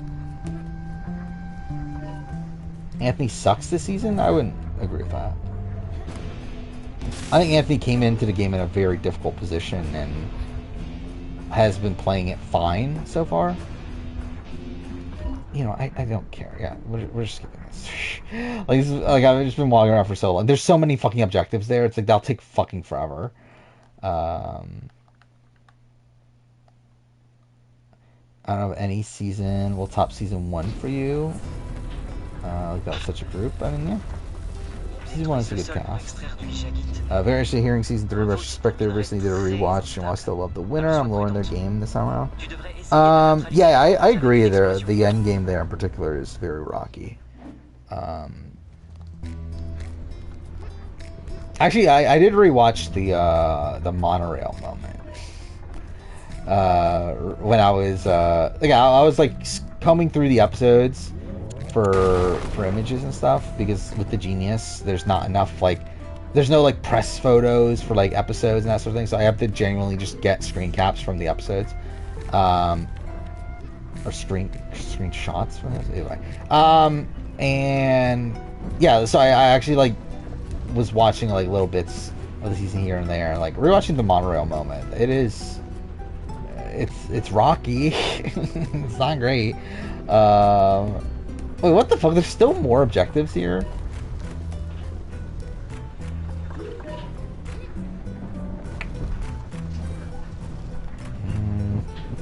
Okay, so, like, is this... No, that's not what I have to possess. This is what I have to possess, right? Or maybe not. Maybe that doesn't do anything.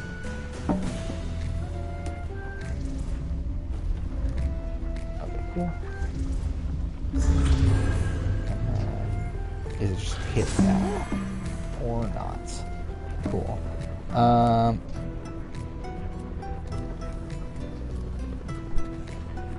Oh, the others are just for completion? Oh, so like that's not a thing you have to do? Des explosifs. Il nous faut des explosifs. Okay, what? Okay, camera? Je pense que ça ne marchera qu'avec des objets explosifs. I don't understand how much I adore Kangran. Yeah, that's good. I like Kangran. Again, questionable player at points, but I do like her. Hang on, that moment is so good. The music, I should have tears first time you watched. Yeah. Again, just the editing and G's just in general is really great. And like, I think season 3 is actually like. I think like the usage of music in season 3 in particular is like very, very strong. Oh, here's rocks. Oh, whatever these are. Je pense que ça ne marchera qu'avek des objets explosifs. Oh, Des cool. objets standards ne Oh, feront pas that's l'affaire. what we're supposed to do. Il va falloir quelque chose d'explosif. That soda boot? Not really. It's very predictable. Very much what I was expecting. C'est trop faible. Seule une explosion aura de l'effet. I would have loved it if it was like a 3-2-1 Tevin boat. That would have been cool. Ça marche. Quelques explosions en plus devraient faire l'affaire. But that didn't happen.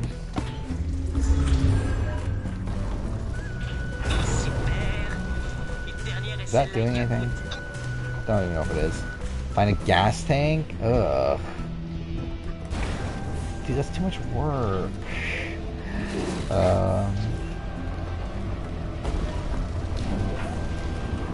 You don't like those men? Oh, wait, cool. How did I die? I was not looking at the screen. I don't get how you don't like Sangman. Like, that's such a weird take to me. That you don't like Sangman.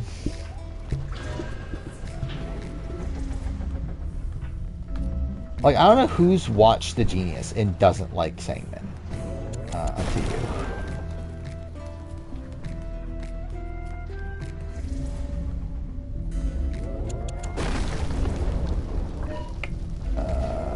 Wait, where is the drill thing again?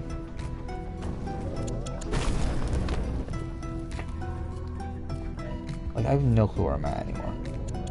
I think Jinho's the consensus fan favorite. Is he? Like, I think he's like maybe the like casual fan favorite.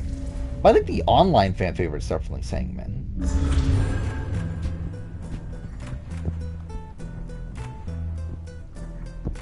Just need more explosives. Okay. If I can find the thing again. Also didn't like Dr. Will nor Boston Rob. Yeah, I mean, I guess you do you.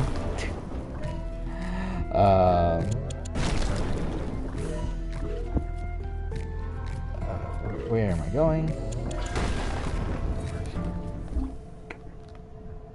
Again, the map sucks in this game. Wait, is that even like where am I even at? No, it's not. Okay, cool. Again, why does the map work like this? Like, who the fuck thought this was a good idea? Like, any of this? Like, this is just so janky. Like, is not. Can you tell me what that is? Cool. It's like, how am I supposed to tell anything from this? Like, this doesn't even, like, properly tell me anything. Okay, there. What is that? Cool, camp. Wait, so, like, I'm on this island. Like, what is this? Point of view. Cool. Thank God that's the thing in this game. Dock. Okay, that's not anything.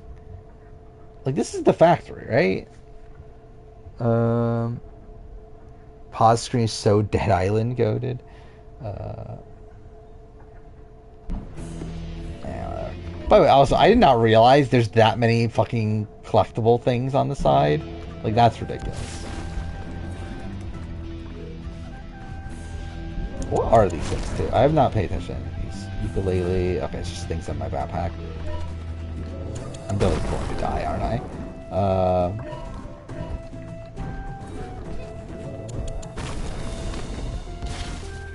The three of them? How have I not seen any of them then? Is there nothing I can even take over? Cool.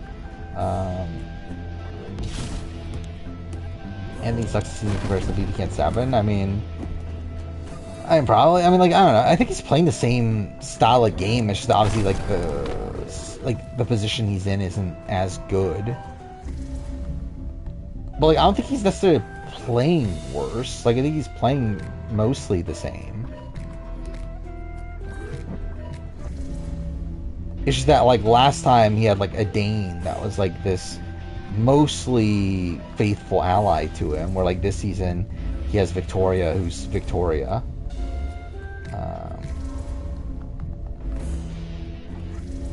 Oh, there's some rocks.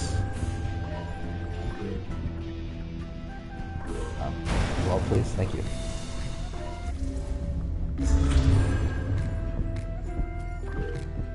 Okay. Where are the drills? Well, this is literally where I spawned in, isn't it? There's one. I'm not gonna have enough time to do anything now. I will. There we go. I did it. I destroyed one of them.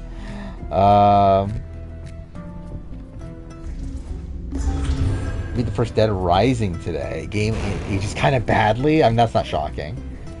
Like, I literally own every Dead Rising game, and I haven't played a single one. Outside, like, I played a few hours of the first one. Like, way back. But, yeah, I haven't, like, legitimately played any of them. Like I literally have like I have one and two. I have one on 360, two on PS3. Both of them I have on PS4 digitally as well, and I have 3 and 4 both on Xbox. Xbox One. It's like I literally own all of them. Percentage of games I own and haven't played. If we're including digital, a lot. If we're just including like physical, I can literally just give a number.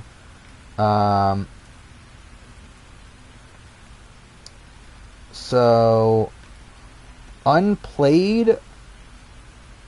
Actually, that's not even a good. Actually, yeah, because that's including the entire collection. Let's do PS4.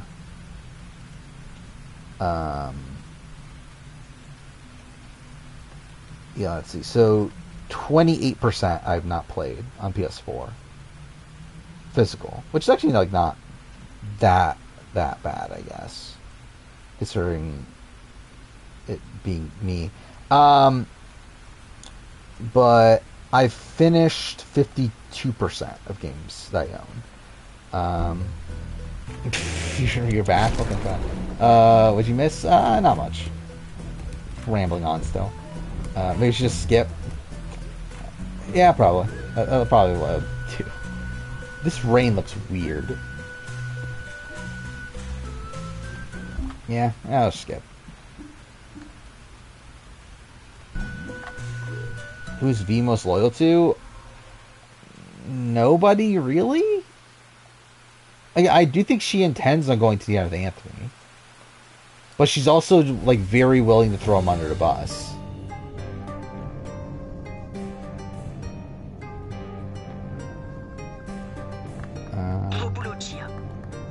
Yeah, again, mostly just talking at this point about, like... Actually, what have we actually been talking about recently? Now I'm thinking about, like, obviously game stuff, like, very, very recently, but, like... We haven't been talking about games for that long, right? Yeah, I took down the factory! Look at all this work I did. It's my favorite part of the game. Actually, I want to see something after this cutscene's done. Okay, I just want to check this real quick, because it'll let me. 54% of the way through the game. Okay. I want to get, like, to 66, probably. Because ideally I would finish the game next stream. Like, really, I thought I would finish this stream, like, coming into the playthrough, but, I guess not. Wait, where am I going now? Again, like, are those, like, that's not main quest stuff, right? Or is it? I don't know. Clog the chimney using... Yeah, do I still have to do that, though? Like, that's still a thing I have to do? I thought the factory stuff was done.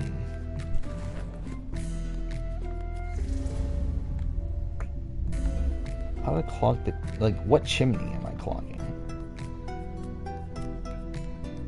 Like, those? Is that what it means? Like, those up there? Which, if that's the case, then why the fuck they put me all the way back out here? Whatever. Is Q the best social strategy player with a Q name? I mean... It's him and Keon, right? From SA, so yes. Like, he's gonna be my pick for best player that starts with Q, so that'll be something. Oh, you got the map boot. Well, there you go. Yeah, that's definitely one of the bigger moments there. Probably, I don't know, is it my favorite Australian Survivor episode? It's definitely up there. Because in terms of percentage of the season that gets like kind of a bad rap, it's like a season that most people don't, or like that a lot of the general audience seems to not like. Yeah, I feel like it still has like a truly elite episode there. This should be the longest section of the game, by the way. Yeah, I think I'm good then.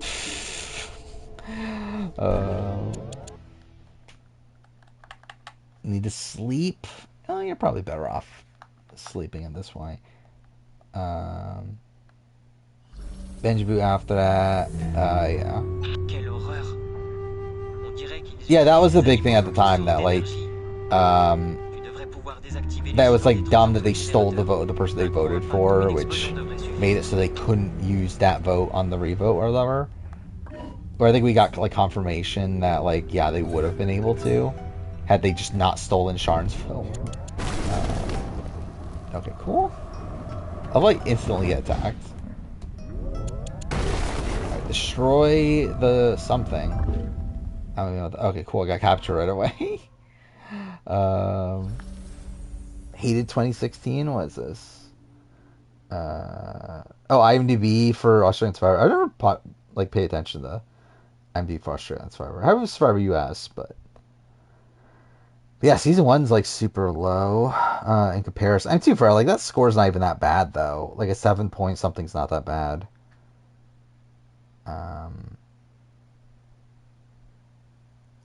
Yeah, episode 7. The Fierce Villain's the highest rated, which makes sense. Episode 13 is the lowest rate of Titans vs. Rebels. That's Scott quit, right? Which, I guess, like, yeah, it wouldn't be my least favorite episode, but that's whatever. Episode 9 is one of the highest rated. That's the Garrick boot, right? Which is like that's very good, but like I'm kind of surprised it's like one of the highest rated. I'm too bad. It probably is like, yeah, that's definitely one of the best episodes of the season. But it's also weird that like the final 3 episodes are all like very high, which like again, they're good, but they're not like the peak of the season. What's episode 18? Episode 18 is... Wait. 6, 7, 8. So the final 9 round. What's the final 9 round? That is... Oh, the Raymond. Oh, okay, yeah. I guess that's fine. Yeah, I think that's too high for me, but... Because, like, the highest rated episodes of the season are episodes 15, episode 18. 15 is Eden Boot, which that's good. Like, that's probably my favorite episode of the season. But then... it's tied with 18, which is Valeria, which is like, eh. That is actually insane, though. 9.6 out of 10 for episode 7 of Here's Villains. 9.5 for episode 17 of season 3. Is that the Matt Rogers boot? Which, if it is, that makes a lot of sense. So that's the second highest rated Australian Survivor episode. Oh, by the way, completely forgot about episode 7. When I said my favorite Australian Survivor, I completely forgot about episode 7. But even then, I think it's probably a debate. Was Raymond undyingly low the Ferris? Yes, he was. By the way, I've listened to Ferris's deep dive. Which through that, yep, even more so, yes. Yeah, third highest rated episode is episode 3 of All Stars, which makes sense. What are the other higher rated episodes? Episode 10 of season 4. So that's the yeah. I mean, I guess I won't say it in case James Geo someone gets spoiled. He's still here. I have no idea where this season's going now that Benji and Matt are like the only two on the season. Yeah, and the funny thing is that Benji doesn't even get a confessional until episode 7. Which makes that even funnier. But yeah. It's a rocky end game. Yeah, where's episode 21 and 22 of season 4 super high. That's what, final 5, final 4? Which, like, I wouldn't rank this final 4 episode as high, but I get why people do, but not really my thing. All Stars is 4 episodes above a 9. Like, the only other season to have more than that is Titans vs. Rebels. That's kind of insane. All Stars is that many high ones. What is episode 5? Why is that rated so... Episode 5 of season 5? Why is that rated so high? That's not that good of an episode, right? Like, that's the... Yeah. Why is that so high? Episode 8. What is episode 8? Episode 8 is... Is that the fire-making episode? Wait, I'm looking this up. Australian Survivor... All-Stars...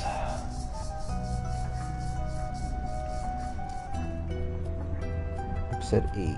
It is! Why? Why is that one so high? I don't think either of those should be that high. The episode 18. I think that's the... Okay, that one's fine. That one's good. I think 19 should be higher, though. Like, 19's the better episode of those. But, whatever. No episode from Brains for Brawn is over a 9. That's pretty shocking. 3 from Blood vs. Water have it. That's mind-blowing also. Like, episode 3, that's fair. Episode 11, it's like, why? Well, why is that? That's not that good. And episode 15, that's fair-ish. I don't know. What a weird list. You know what? Also, we're good. Ramus Ferris's Helena? Kind of, yeah. Apparently Mark Wales the politician now. Is that really a thing? What is he running for?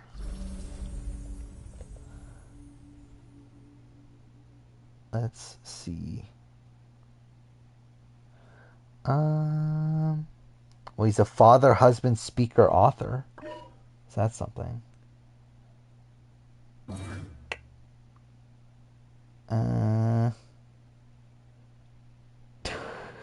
Oh, like one of his most recent posts, just him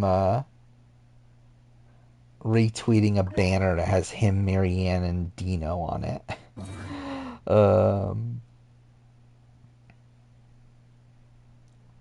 But yeah, I mean, I guess too fair. Not super shocking that someone like Mark Wales would run for political office.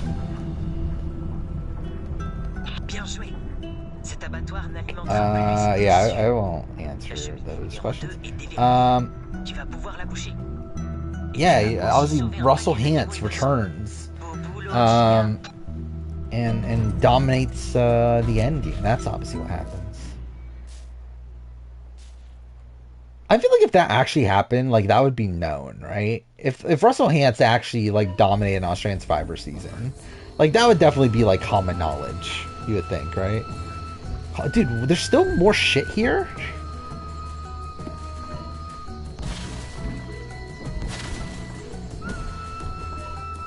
Russell Grant 2 episodes. I mean, yeah. I mean, like he's terrible, but like he's great TV still. Mark looks so ugly without a beard. Oh, he does look weird. He just looks like an overly generic, like, politician. So he's liberal. But in Australia, liberal is like the Conservative Party, isn't it?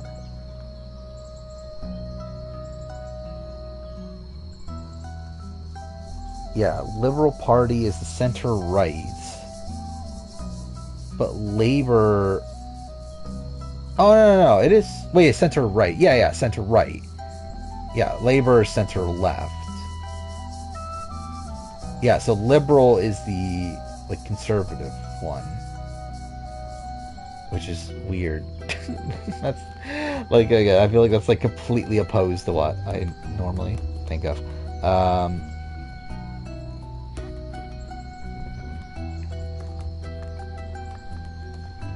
Yeah, I feel like if any, like, U.S. Survivor player went on Australian Survivor and, like, had this, like, really, really, really incredible run, you'd probably hear about it, right?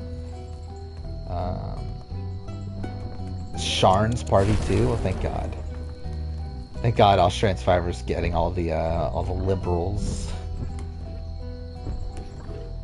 Make Barrett proud. Sure. Oh, wait, what's the objective now?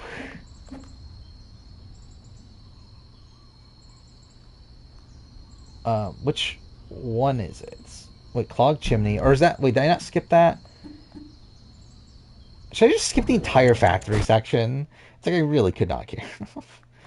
Mark Wells is Nick Wilson era. I mean, hopefully not. I mean, hopefully he doesn't want to fuck his cousin. Hopefully it doesn't go that far. What about U.S. players besides fair play would actually go in Australia? I think a decent amount, actually. I think if they got offered enough money also, especially, I mean, I think they definitely would. But yeah, like fair play would definitely go on. I think Hatch would go on. Like, yeah, I think a lot of them, really. Like, obviously not all of them. Like, yeah, like Boston Rob's not going on Australian Survivor. Or Parvati. Or, like, Ethan. I don't know why Ethan was next to come to mind. But still, like... But, like, I think anyone that's, like, willing to do Survivor US... I think a lot of those people are also willing to do Australian Survivor. And I think even, like... Maybe some... Actually, I don't know. Would anyone that doesn't want to do Survivor US do Australian Survivor? I think that's the question. I'm not sure. By the way, what the fuck is it? This is like an actual, like... Okay, cool.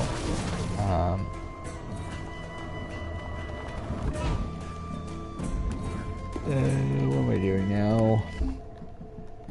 I wish text could be bigger. I can't... Like, I can barely read this.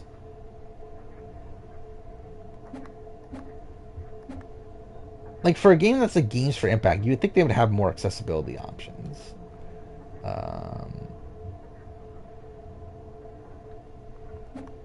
None of those. This is just, yeah, inputs, whatever. Jesse Lopez, I mean... I wonder, like, how much do they have to go through? Like, so... Network 10, where Australian Survivor is from, I believe it's still owned by Paramount, right? So it's like, how much does CBS... Like, how much is CBS involved in all this, I do wonder. Like, when Sandra went on Australian Survivor, did they have to get permission from Survivor US? Or, like, from CBS, I wonder? Especially considering, like, there was, like she was still under contract, wasn't she, for Winners at War? Like, it wasn't that big of a gap. You know what? Don't care.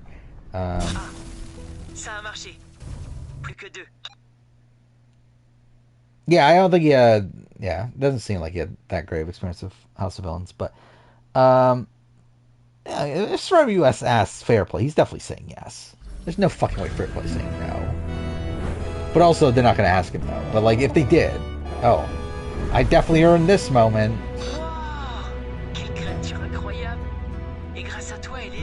Venus being the only 46% Marianne's wedding was so random. I mean, but she's like from, like, they're from Toronto, right? They're from the same town, so it's like, obviously Toronto's big, but it's like, I don't know, it's not shocking that, because I believe Caleb was there too, right? Like, I think just any, like, Canadian Survivor player is there. I mean, I don't know, is Kane there, I guess is the question, but I don't know, I assume they got to know each other pretty well coming from the same town and everything. But yeah, that is funny. Also, really funny that Rob took off like a week from the podcast, essentially, to go to Marianne's wedding. I did find that funny. Was Kane actually there? Okay, that is funny then. Was Tom Laidlaw there? I would feel insulted if I was Tom Laidlaw. Well, yeah, obviously, I know that. By town, I just mean from the same area. I don't mean specifically that it's actually a town.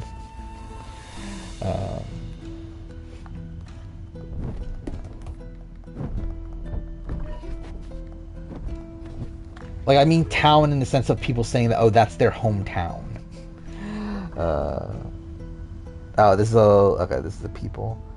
So, Gabby, Caleb, Romeo. Oh, yeah, that makes sense. Tori. By the way, also with her new last name, right? Venus, Maddie, Franny, Carson, Matt Blankenship, which is kind of funny. Kane. Rob was there, though. Why isn't Rob here? Was Rob at a different table? And yeah, actually, High was there, wasn't he?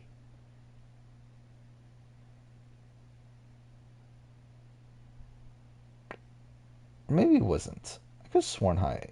No, he is there. Or at least he's in the same place that...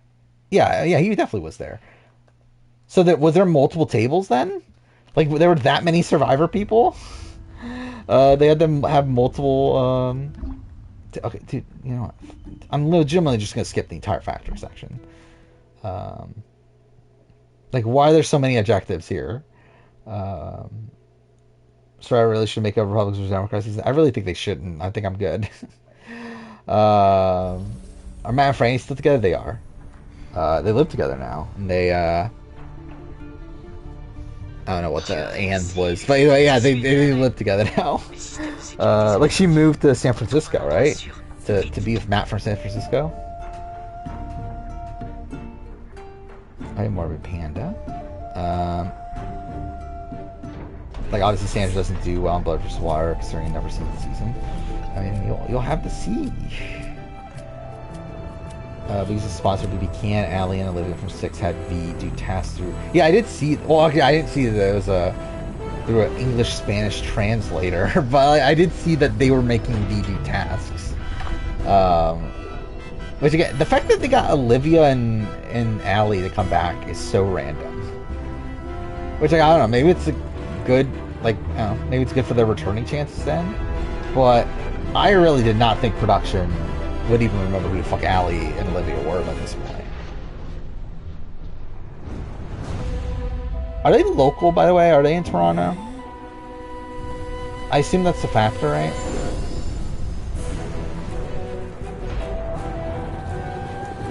Finished the episode. Yeah, the episode was fine. Finished by the numbers. Mike Turner was there. Actually, I haven't seen pictures of Mike Turner, but that would make sense, obviously. Was Jonathan there? Did Jonathan go to Marianne's wedding? Is there like an actual like proper list of people that were there? Cool. Hopefully that means the section's done.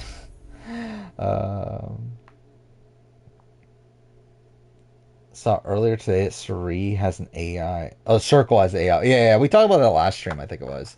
But yeah, that's really funny. But when Circle starts, is that next week? It is, isn't it? Which again, I'm not gonna do videos on it, but I'll watch it though. But I don't know if I'll be able to watch all of it before stream. Yeah, because it's on the same day as Challenge. And it's also on the same day that I have to watch BB Can. So that's a lot to watch. But we'll see.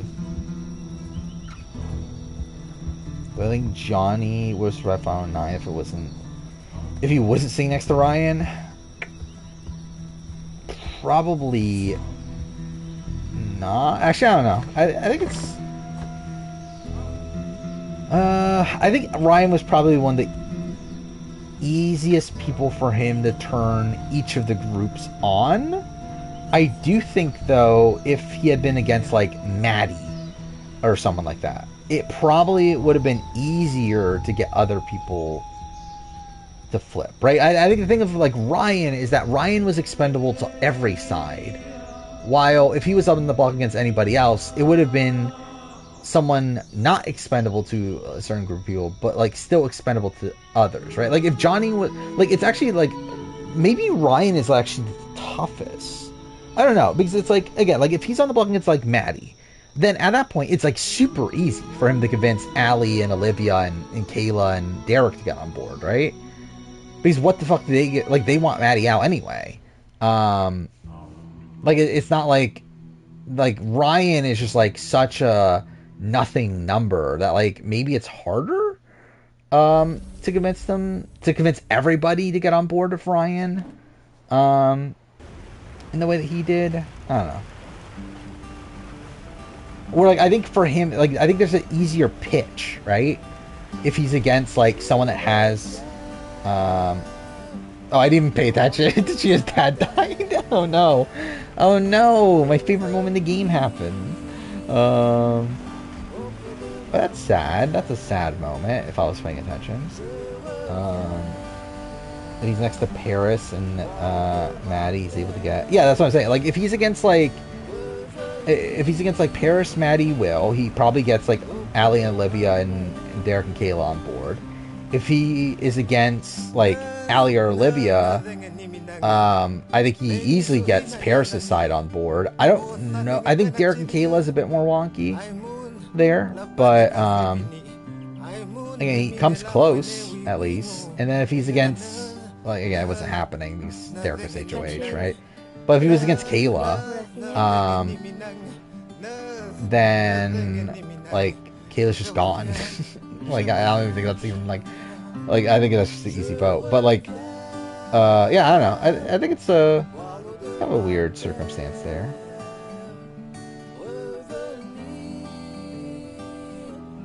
Will is harder to flip Dela on. That's probably true, actually. And especially also, I think it's a harder pitch also, just because like he's like not like Will was never really looked at as a threat in any way, or at least with like Maddie. Even though Maddie wasn't that good at the game, like she was still perceived as a threat. So there was like more of an argument of like why you need to get rid of Maddie now, because they're like, okay, she's good at comp. Like they thought she was good at comps. She again was looked at as a threat. She had the connection to Paris and Will. Like there was more reasons, or like Will, he's just kind of there. And yeah, he's close to Paris and Maddie, but like no one ever like took him seriously. And he obviously had a good bond with like Derek and everything. That looks ridiculous.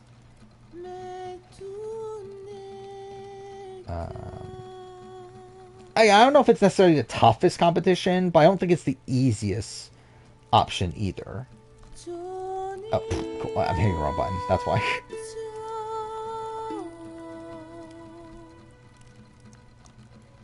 Okay, this is like going on so slow. You know, fuck it. Autoplay, whatever. I think that's the point of the playthrough we're at this point. While Johnny does do a very good job flipping the vote, it's also true that he was in a very good spot to pull off the vote. I don't think he was against Ryan. But again, like the difficulty of the move is that he had to convince every side that he was with them more than the other side, despite those sides knowing that he was still talking to the other sides, right? It's like, I think with Ryan, like him going against Ryan, I think makes it a bit more difficult because like he can't even like fully pledge loyalty to any of these. Like he can't make it like too obvious, right? Because at least with like, again, if it was like Maddie or Paris, like who gives a shit about fucking Maddie, Paris, Will?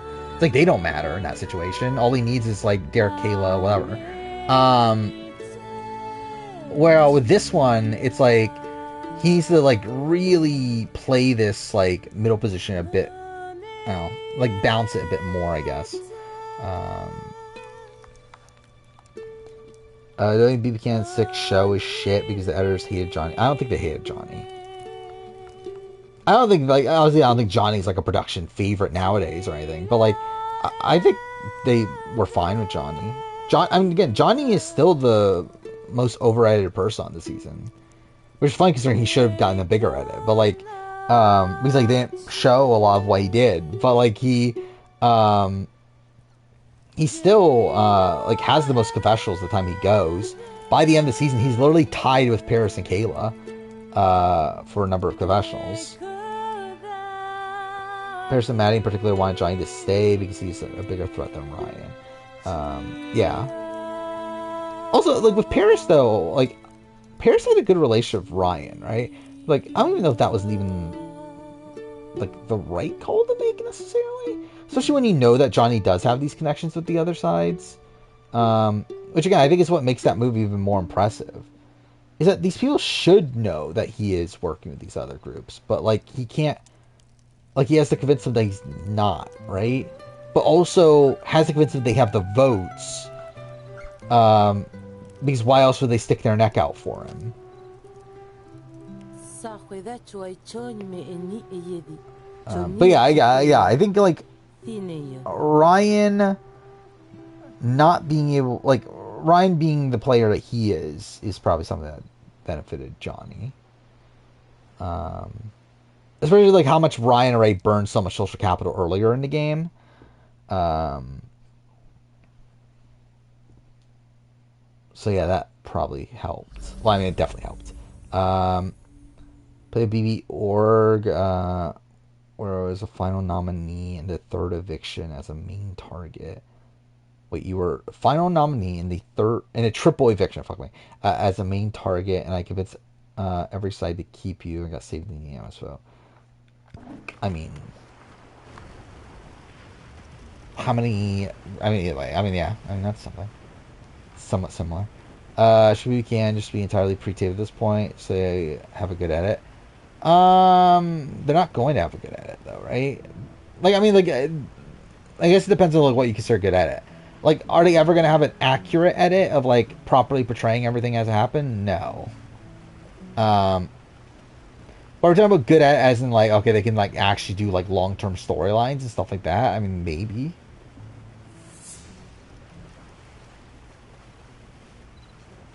Okay, where am I going? So again, like, those aren't the actual objective, right? The objective is the yellow thing. Which, how do you bring up the compass again?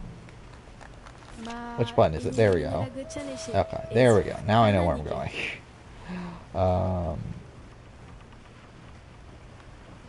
I think Paris saw it in the way that Derek and Kayla were just going to have to...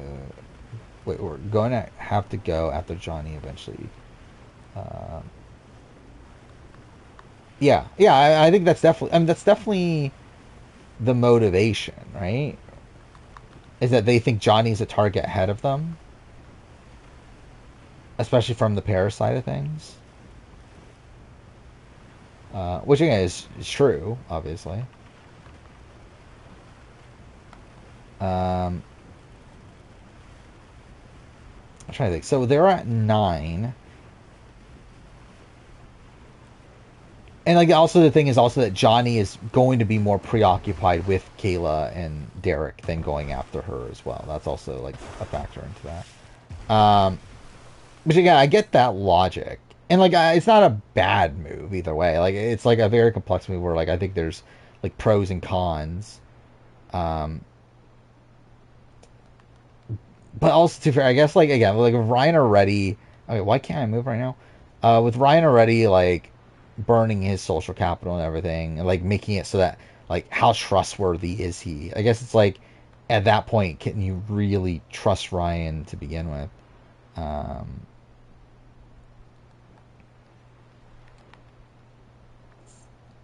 Began some found 9 round indication of how great... Or you mean BB Can 6? I think it's how good he is. Yeah. Because again, it's not like he was on a cast full of idiots. I mean, BB Can 6 is like a very, like I don't know if savvy is the right term, but like a very gameplay heavy cast. Yeah, questionable play from a lot of people at points, but like they're playing hard at least.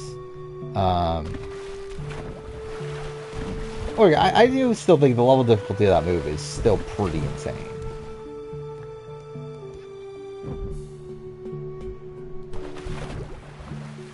Or like, I don't know, is there like, what's like the next... Oh, sale closed? That's... Well, he jumped off. Whatever, I guess I'll go back to it. In my orgy, anyway, in org, I was second boot because I didn't play. Like I signed up for it and then like didn't bother doing anything else.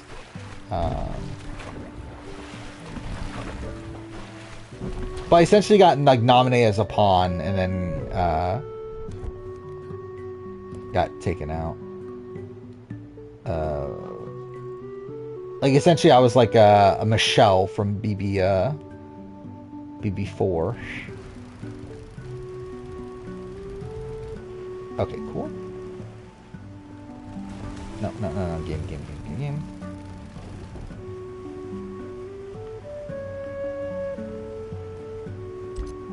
Wait. Oh, wrong button. Oh, fuck off. It closed again? Oh, no, that was the anchor. I'm an idiot. Okay, that was me being dumb.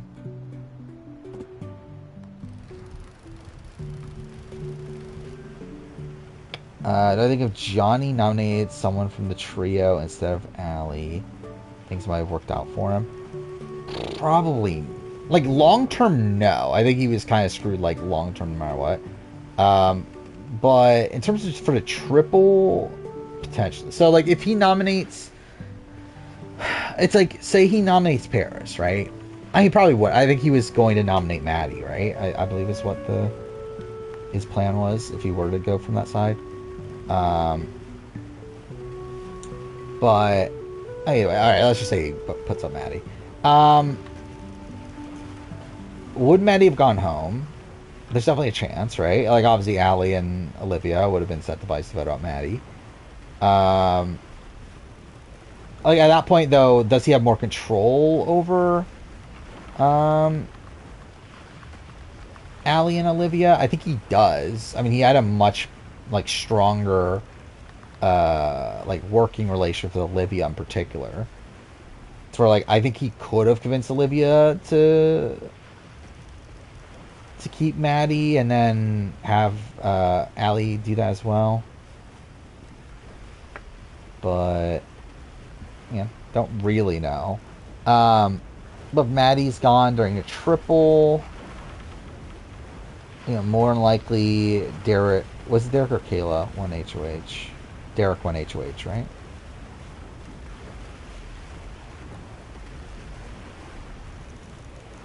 Right? Yeah, because okay, yeah. Derek won HOH. So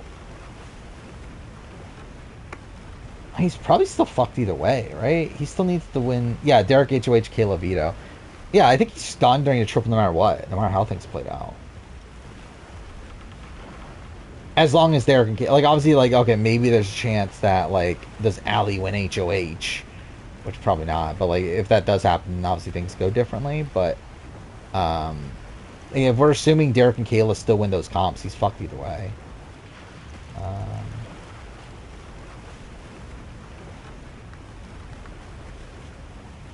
For Johnny's or Dan's funeral, I mean, like as a TV moment, Dan's funeral because Johnny's wasn't on the show. As a more impressive maneuver, I think there were a lot more working parts to Johnny's move. But like Dan's obviously plays bigger dividends. And I think Dan's is like also one where it's like I mean, yeah, essentially like Dan's I think like worked longer term than Johnny's. Though to be fair, I think Johnny's is one that like could potentially win him the game, while Dan's like probably never would have won him the game. So it's like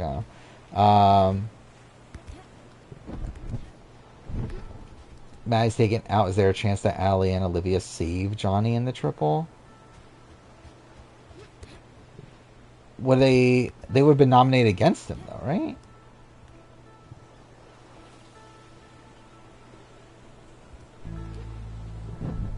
Wait, so if it's are we saying because because like Derek and Kayla don't make the deal with Paris and Co.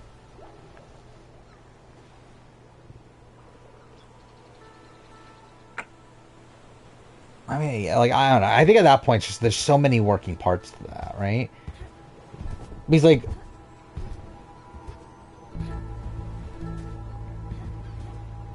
if it's at the point where Maddie does go, like I think Paris is the type of player that if she knows that Maddie's going, she would just drop Maddie and then instantly go to Kayla and try to make a deal for safety with her, right? So it's like at that point, it's like I think that would change how Paris plays that round too. So I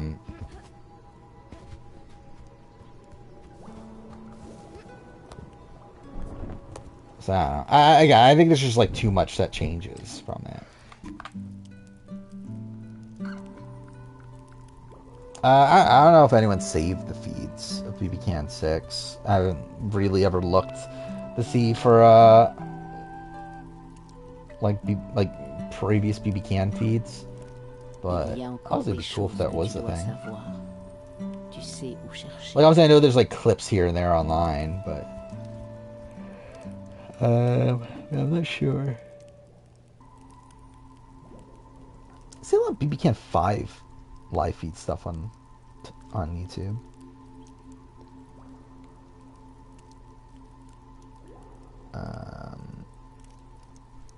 I've seen feeds say from Jesse's campaign to stay.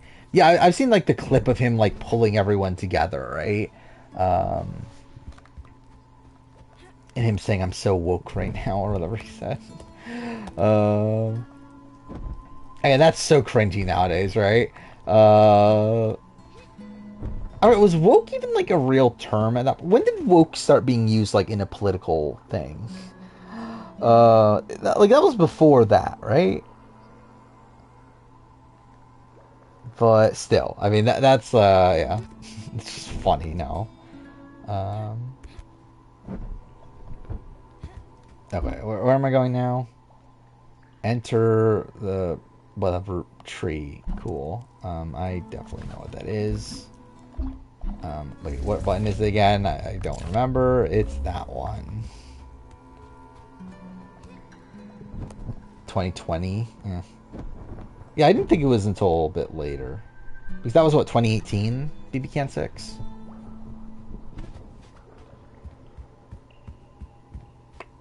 Survivor, I mean, I'm like Kenzie won by a lot.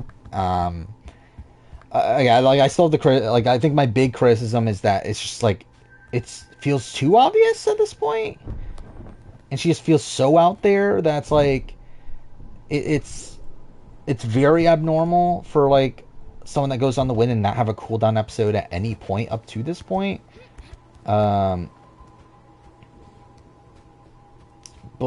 I still think like there's not many other like real options. Wait, what? Am I really that close to the end? Actually, it does say I'm 72% of the way through the game now. That's funny, actually. Did I really skip that much? Frame rate's dropping, but whatever. I don't know, should I try to finish it then? That's kind of funny.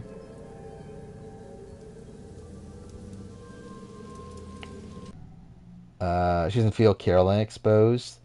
But she is, though. Which is, like, the issue. Like, she is, like... I don't think she's gone a single episode without less than 4... With less than 4 confessionals, I believe. And the what? I think she's at, like, 42? Is that what she's at right now? Sort of been here for 4 hours. I mean, this game does have a lot of you just going around the same areas, right? Oh, you mean just stream in general? I mean, actually, yeah, we're 2.5 hours in. Oh, by the way, something else I've been doing that I haven't finished yet, but I've been updating my something I wanted to do that I just didn't have time to do before stream.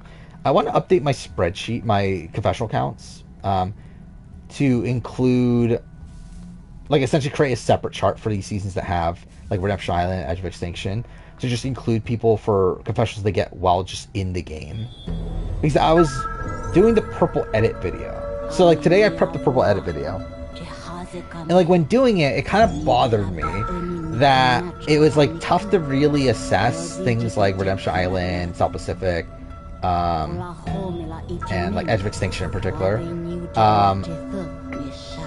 So, especially when it comes to like average confessional counts and everything, because that kind of skews with things. Because if you're on the edge for like fucking 10 episodes, then obviously that's going to lower your average confessional count. So yeah, I want to redo those to get a better sense of the edits on those seasons.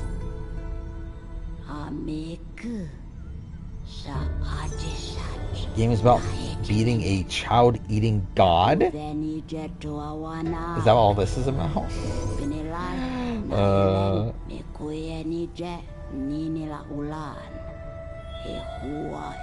Such a major character, but I don't think the edit is showing her as a huge character. Roar's getting her viewpoint.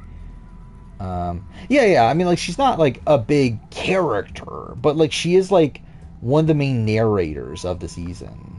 It has the most confessionals up to this point. Hasn't been the bottom half of confessional getters the entire season, for like episode by episode. It has had a cooldown episode. It's like it just feels like it's too much, but it's like, again, like there's not another real option.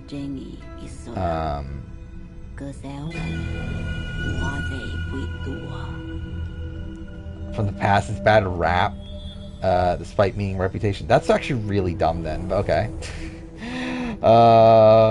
Like, why is that the case? Let's look this up. Bad rap or rep? Okay.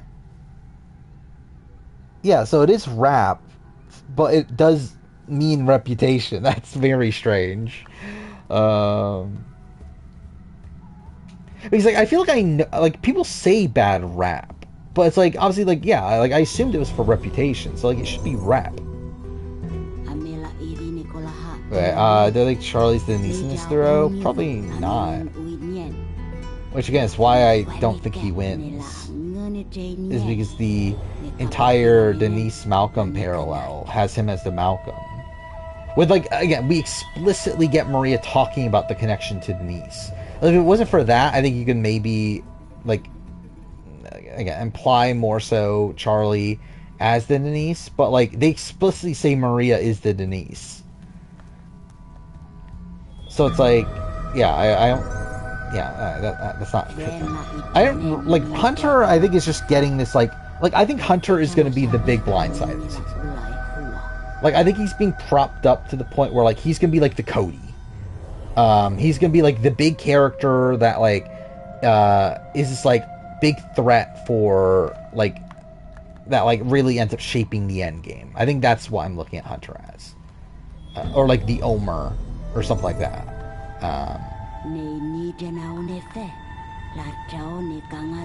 Like he's clearly being like set up for a fall at this point.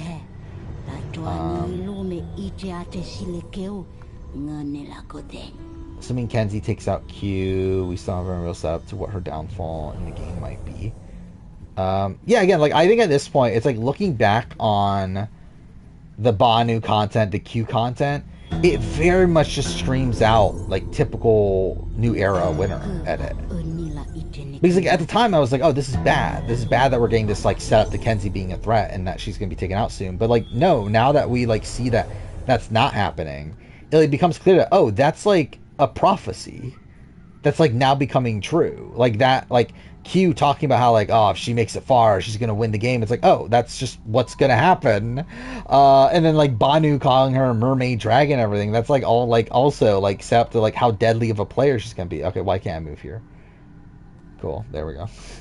I'm gonna see the child eating god lore. Oh no. Maybe I don't want to know about children being eaten.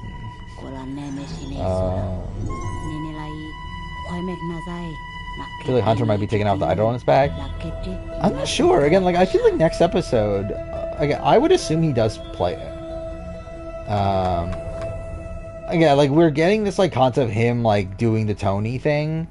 Like I feel like he's gonna play it soon. I think he's like clearly suspecting that he has a target on his back. He's gonna play it relatively soon. But it would also not be that shocking if he does get blindsided with it. Because again, that would fit into like him being the big blindside of the season.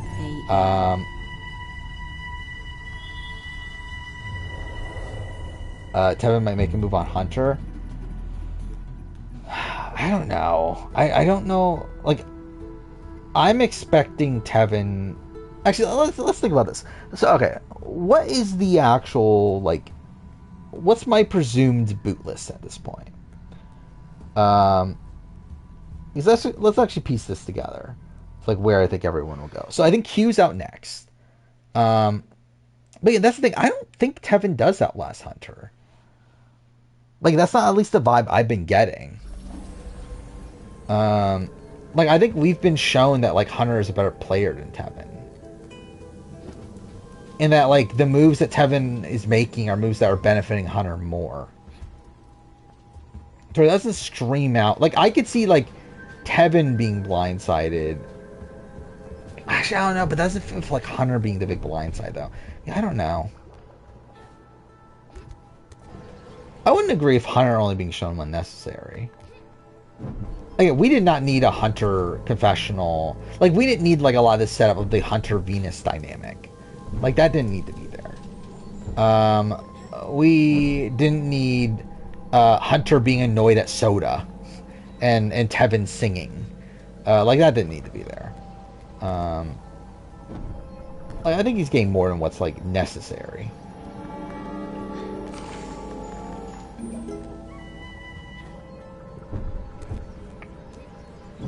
Zero finalists. I think Liz. I think Venus. Yeah, are two easy options.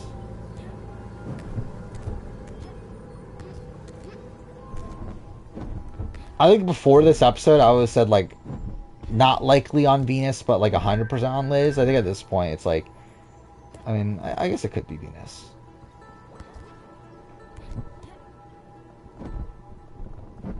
But yeah, again, like I think in terms of boot list, so we're at what, final 10, right? I think Q is probably out next. I think that's what makes sense. Then who do we got left? So are we? No, we're not 3-3. We're 4-3-2 tribe-wise, right?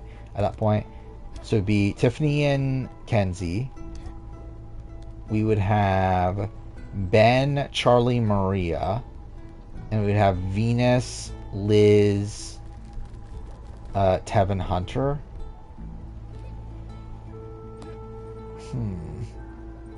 Who does go at 9? Could that be Tevin? Because again, I feel like Hunter feels like he should be later, right? Like Hunter's not like a final 9 boot, right? Like Hunter's more of like a final 7 boot than like a final 9. That's the challenge elimination chart.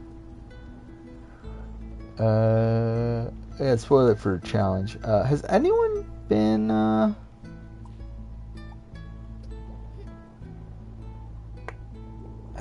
to elimination twice? Derek has.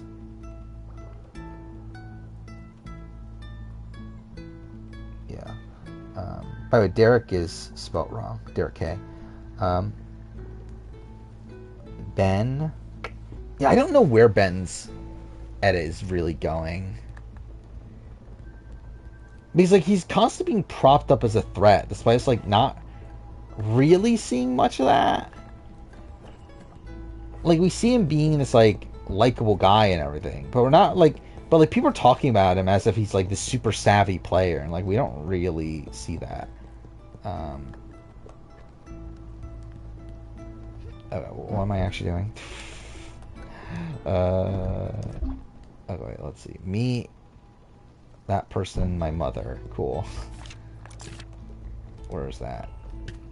Okay, that's not this way.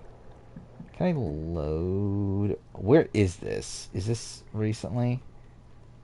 I see the time on there, but I can't read that. I also like I can see it better on my own stream than I can on my TV right now. All right, that's from 3 minutes ago. That's fine. Hunter's a Sophie boot. Yeah, I mean, I guess Sophie boot was earlier, wasn't it? That was at 9, with also Edge. Yeah, I guess Hunter could be a boot around there then. Yeah, which I guess if that's the case, obviously, yeah, he would be below or before Tevin. But I think my assumption was just that Tevin would be booted before Hunter. Okay, it's this way. Then is Keen boot? Maybe? I guess Keen did also get this like wacky content too, right? 45 cast loves Ben. Sure, I've not seen much interaction between 45 and 46. I guess to be fair, you wouldn't really see it because like they're not allowed to show that, but like. But I haven't really seen the 46 cast like hang out with what's it called, with a lot of the other alumni. I guess outside of Venus and like her photos of like Heidi and other people and Jam and stuff.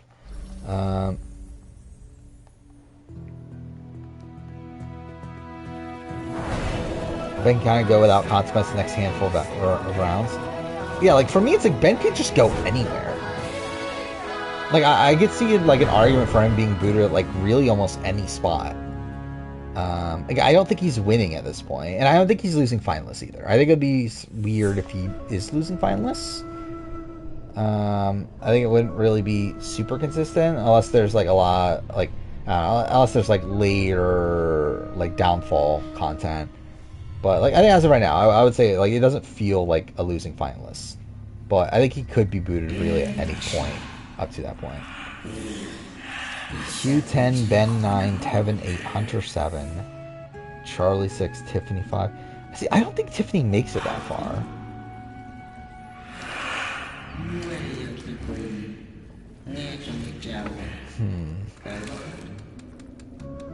feel like Tevin makes finale.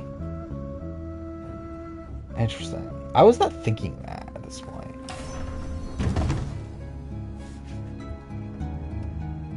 As the main antagonist, I know that, obviously.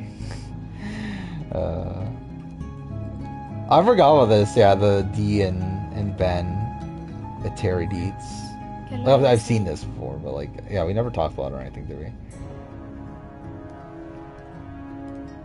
Got done playing Backpack Battles demo? What is that? So this is the child eating god? Oh, okay. Well, that's great. Then feels gone soon-ish. Yeah. Yeah, that's what I'm saying. Like, I feel like Tevin, like, doesn't seem long for the game. Like, he's being called, like, King Tevin. He's, like, making this move that was clearly outlined by the edit as being, like, the wrong move. Which, by the way, also, very strange that Jeff is, like, defending this move in On Fire. Where, like, they were talking about how, like, they were talking about this move, and, like, D was saying, oh, I think it's a bad move, that he's getting rid of his own numbers, which, by the way, this is D who got rid of J Maya and Sifu. Well, I guess Sifu's not really our number, but again, J Maya, though. Like, it is funny that, like, D is against this move, but, so, like, Jeff then says, oh, I think you're wrong. No, this is exactly the move that you should be making. It's like, what the fuck are you talking about, Jeff?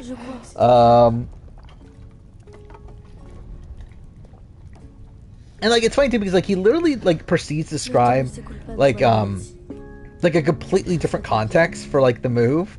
Like, he's like, oh, no, this is the type of move you should be making. Like, oh, if you're not making moves like this, you're just going to be on the bottom of the alliance. And you, like, oh, D, the reason that you're saying this is because you're a winner, and you were always at the top of your alliance. But, like, you need to make moves when you're at the bottom of your alliance. So, yes, obviously, Tevin is at the bottom of his alliance. That's obviously the spot he's in right now. Like, his fucking, like, argument for that move made, like, no fucking sense at all.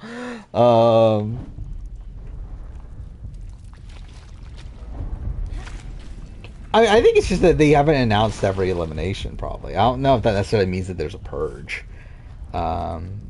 He's like, even if, like, All-Stars 4, like, we don't know a lot of the elimination matchups. Like, even now, even, like, a year after the season film. So it's like, I think there's just, like, certain matchups they just don't know. Keeping in content the Tiffany Kenzie duo, I think Kenzie's gonna take out Tiffany, is what I'm guessing. Eventually. I think probably, like, later down the road, like 7 or so. But I think that's probably what's gonna happen. This is the final gameplay sequence? We kill him from within? Well, thank God I've been focusing so much on this. I definitely knew that was happening. This is kind of fucked.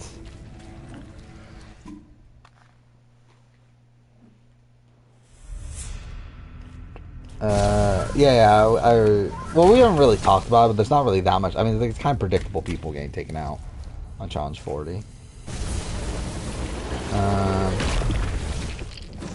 Oh, yeah, we did get the matchups. Actually, yeah, like, I guess we'll talk about that again. Spoiler for Challenge 40. I'll talk about this. Yeah, CT losing to Nehemiah is insane. Good on Nehemiah. Like, obviously, I wonder what the elimination was. Like, for all we know, it could have just been, like, a puzzle, and that would have been fucking boring. But, it was, like, an actual elimination, and, like, good on Nehemiah for being CT. And it's funny, too, because, like, Nehemiah was, like, literally, what, I believe the last pick? Or something in the draft? Like one of the last picks we had, so that's kind of funny. Okay, what just even happened there? Yeah, Liz is the lowest compatible count. Really, Liz is the reason I'm not recording my purple edit video right away. I'm probably gonna wait until 46 to record it. 46 that finishes. Because like Liz is I don't know, like not like purple edit obviously, but like Liz is definitely getting one of the quieter edits of the new era since 41. Like at 41 had Heather and Nasir also didn't have a big edit, but like after that, again, like it felt like the show was making like these active strides to have these pretty balanced edits.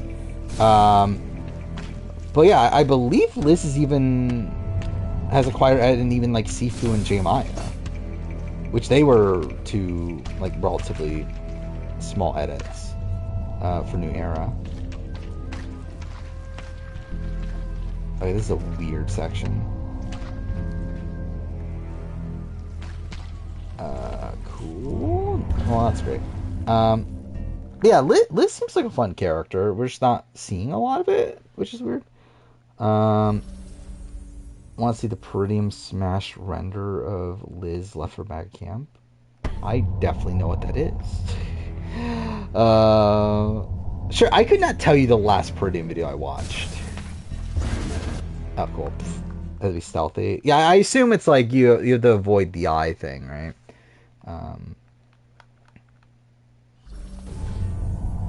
Like, I'll try to genuinely do this section. Okay, so yeah, like that, and then...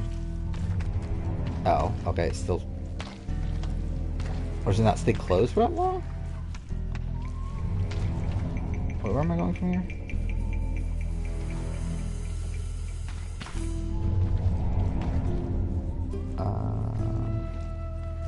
Casey or Tori? I would say Tori. Competitively. But then, I guess, too, for it's like Casey we just haven't seen in many, like, overtly impressive eliminations. And, like, too far, I don't remember World Championship good enough, but she obviously won a lot there. Like, with Tori, it's like, I don't know, Tori beat Jenny in Hall Brawl. That's okay, cool. Barely got through that. Oh, I can jump. I didn't realize I could jump. Oh, that's great.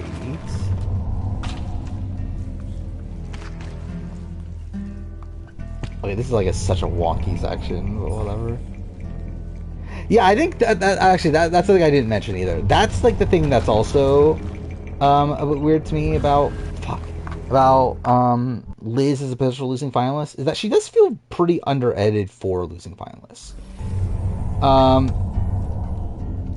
Where like even like Romeo and like people like that, okay, cool, had like bigger edits as a whole, to where like I feel like with recent Survivor they've been trying to not have losing finalists that are that like purple in the edit. So like I think that does that mean that like Liz is like fire making loser? Could that be a thing? I guess that's not all the round possibility. Cool. Or like even Final Five boot, like notoriously, or at least like first boot of the finale is notoriously a spot where like you get a quieter edit in that spot. Or it could be someone that gets like screwed over by a twist or an idle play or something to that nature. I don't think she'll quit. I think once we're this deep into the game, I think it's very unlikely you get a quit, right?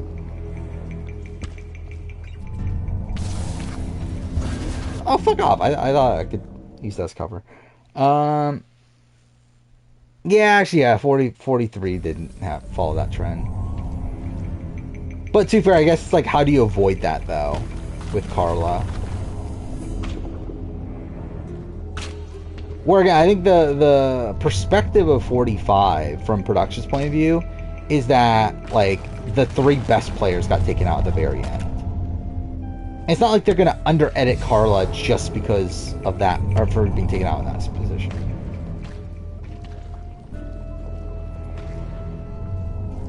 Ricard was the first boot in 41. which Ricardo's actually pretty under-edited early on in the season. Can't under-edit someone as iconic as Carla, sure.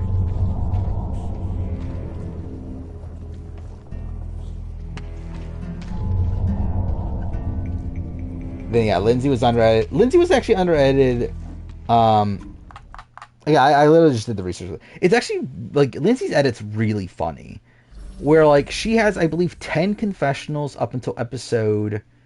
Is it 9? It's the double boot tribal.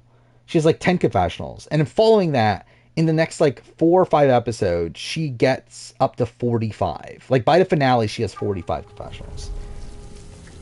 Like, she over triples her confessional count in, like, the back, like, third-ish of the season.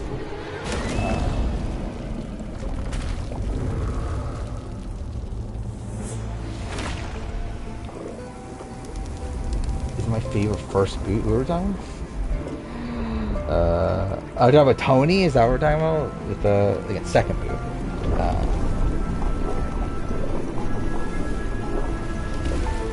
Yeah, her edit picks up, like, once her feud with Jonathan becomes more prominent. But she is, like, definitely under-edited through the first, like, 10 episodes. I mean, again, at least he was fun on Game Changers.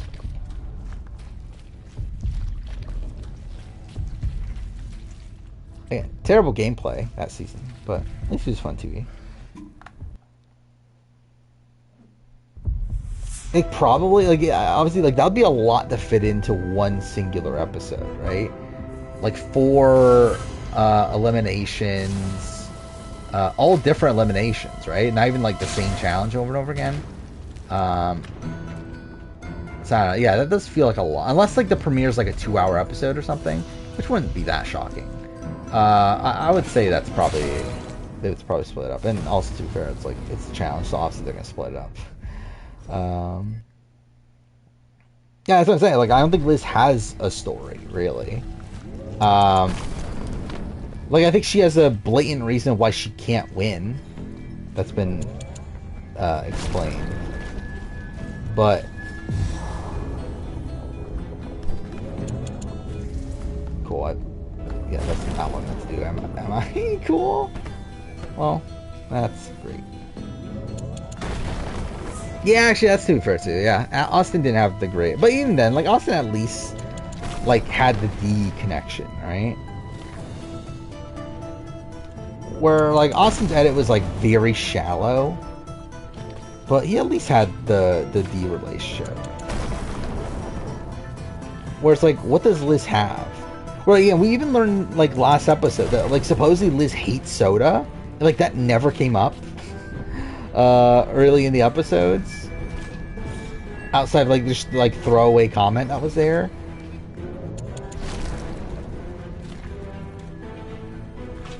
So, yeah, I think, now, Liz is definitely being under-edited. So, it's like, I guess it does make it at least, like, less likely that she's a losing finalist. Oh, this shoots smaller eyes? Oh. Wait, like... Not that.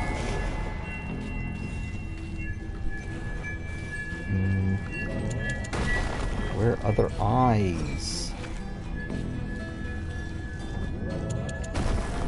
Deconnection was set up in the last 4 episodes, yeah.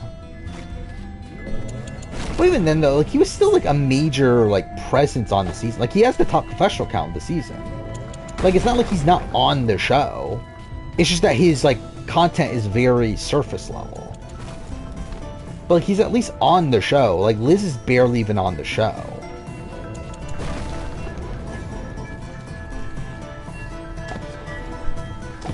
That's not a thing, is it? Not what I meant to do? That's not what I meant to do either. The floating ones. Oh, wait. Those up there?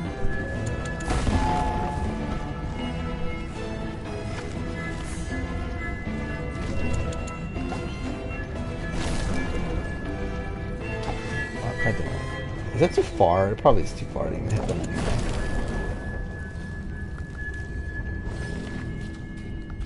You ever find this have complex edits?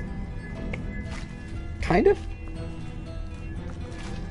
Like, I don't think Austin's edit was like particularly complex, but it was whatever. Jake's was obviously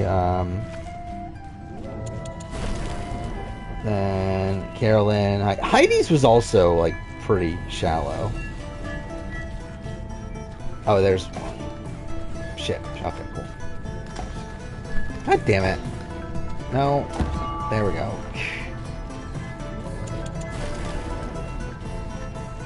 Okay. So there's what? 9 more? Is that how many more there's?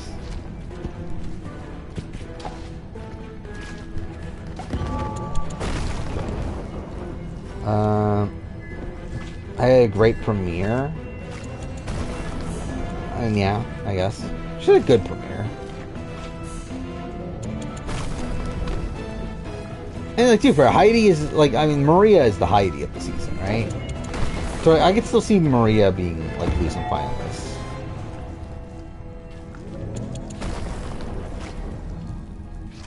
To where, like, it feels like Maria's edit is, like, almost 1-for-1 Heidi's. Like, I think Maria seems to be in a better, like, game position than Heidi was at this point. At least in terms of, like, how their edits are... Like, in terms of, like, how much content they're getting at, like, what specific times and that sort of thing. It feels very Heidi.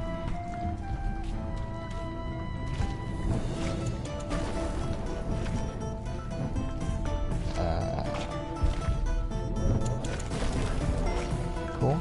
Ben doesn't have much complexity in his edit. Yeah. Yeah. Like, I think at this point, that's definitely a criticism.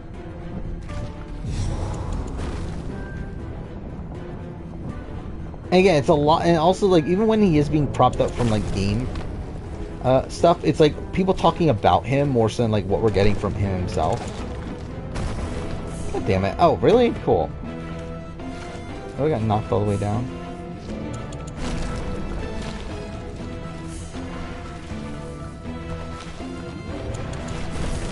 Again, player ranking of the boots so far, it's Tim.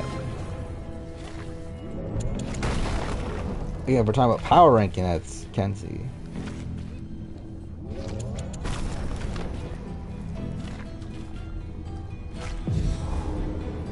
Yeah, Tim's game is a weird one, though. Because it's like... I do think he gets screwed over by... Okay, cool. By Split Tribal. Fuck off.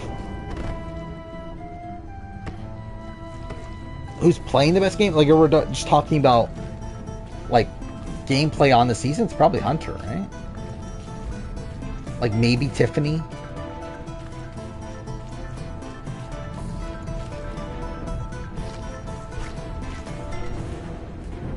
But I think the fact that Hunter is as big of a target as he is, and he still has people protecting him this deep into the game is pretty impressive. Obviously has an idol. Yeah, and I think Tiffany probably also, again, has an idol. He, or she, I mean, fuck me. Tiffany has an idol. She has a connection to Kenzie. No one seems to be talking about her. So, I don't know. Tiffany's probably, like, in the best, like, in-game position right now. Okay, this is fucking stupid. Like, obviously I get it. Like, obviously you're supposed to be moving around and everything and avoid being hit by it, but still.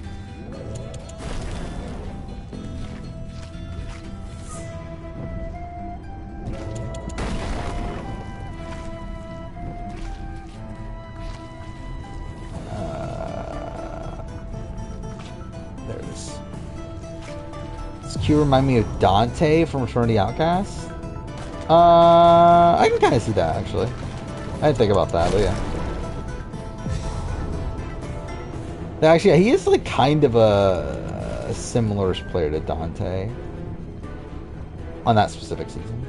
Not Dante, just in general, because, like, I don't think Dante was doing as much his first time around.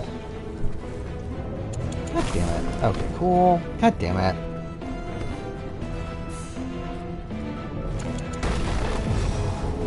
Oh fuck, what did I just hit?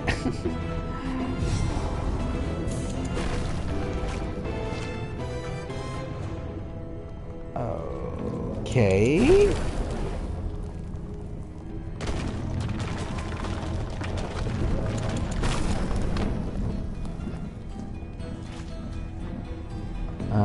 Need to get closer. Yeah, I'm assuming that. It's just a matter of getting there without getting shot at.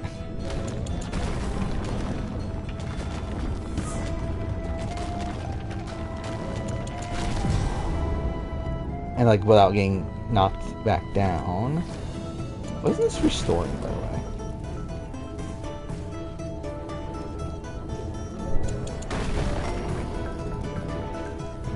Oh god damn it. The fucking move too. Is that still not close enough? Okay, cool. Fuck off.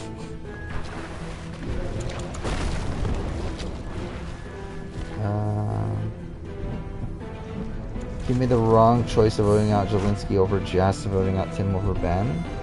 Yeah. That's right.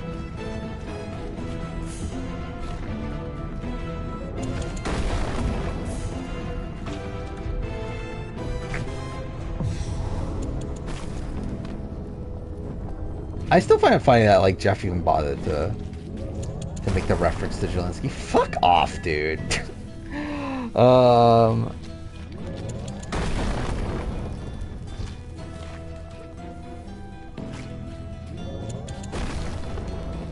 This is annoying. The fucking thing shooting at you at all times. But then again, obviously that's like the only thing actually making this difficult. If it wasn't for that, this would be like extremely easy.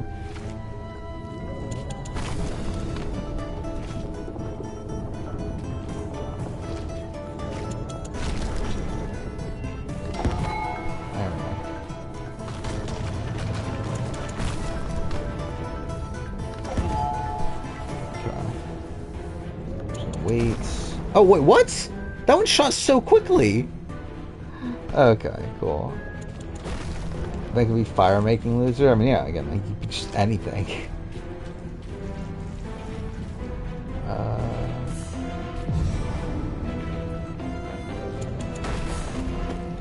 Typically a good shield for Q specifically, yeah. I think the thing is like obviously like Tim wanted Hunter out. And I think Q clearly, one, thinks of Hunter as a bigger shield, which he is. But also, I think clearly, like, not in the show, is the fact that they have a connection through being from, what state are they from? Was it Mississippi? But that was the thing in the pre-season, that they talk about how they wanted to work with each other because they knew they were from the same state. And I think that's clearly playing a factor as well.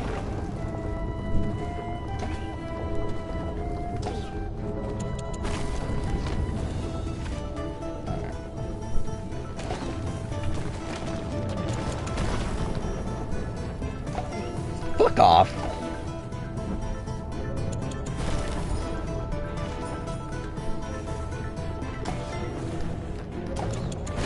No, fuck off. Is Hunter Republican? I don't fucking know. I don't know any of these people's political party. I mean, like, obviously there's people you can assume. But yeah, I don't fucking know.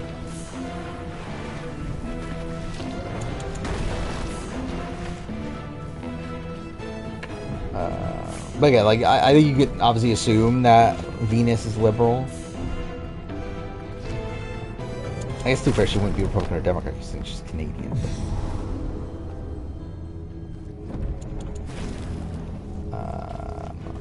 Where are they at? Oh, okay, I didn't think he could hit me from there. I thought it would be blocked off by the other thing.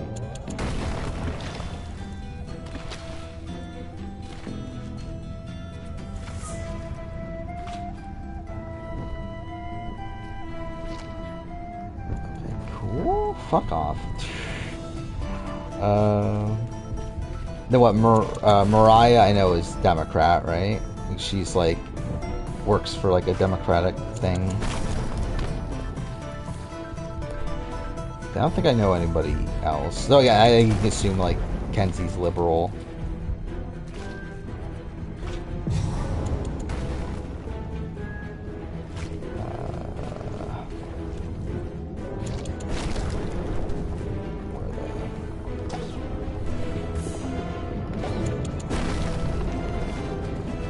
Fuck, I guess I'll go closer to it.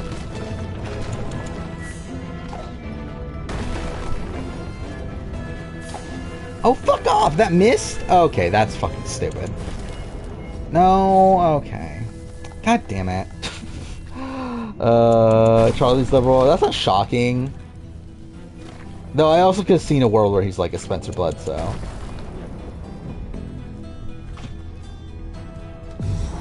I mean, like, I feel like nowadays on the show, like probably 90% of people that are on the show nowadays are more likely liberal, right?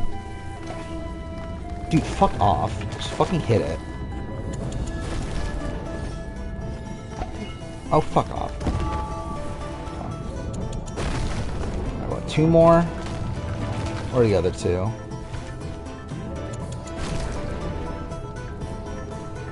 One's up there.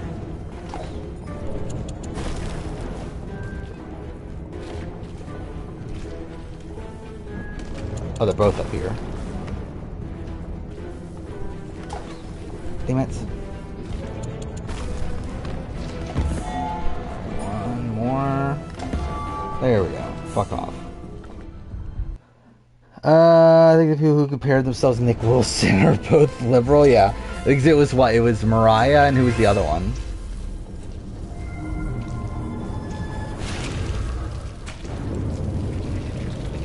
Liz, can we vote out Final 10? I'll be shocked if Q makes Final 7. I would agree with that. About the Q thing. Liz at Final 10? I don't know. It's like, why? Unless she's like a safe vote.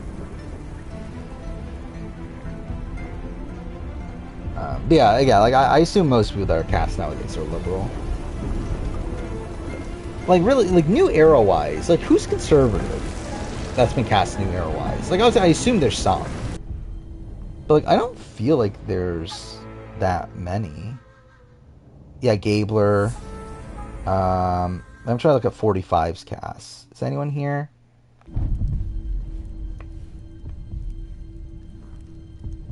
Like, no one stands out, right? From 45. And like 44. Does anyone stand out? Like, I don't know what Danny is. Actually, yeah, yeah, D is, yeah, Cuban from Miami, right? Is she from Miami? Yeah. So, that is a pretty, like, Republican background, right? But you never know.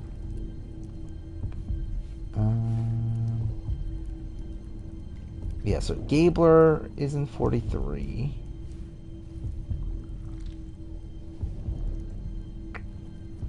No one else there really stands out. 42, Daniel Strunk, right, is Republican. Yeah, that was thinking Danny. Like, Danny feels like an archetype that would be Republican, but he's also from New York, so I'm like, probably not then. I would assume Jonathan's Republican, right? That would make a lot of sense.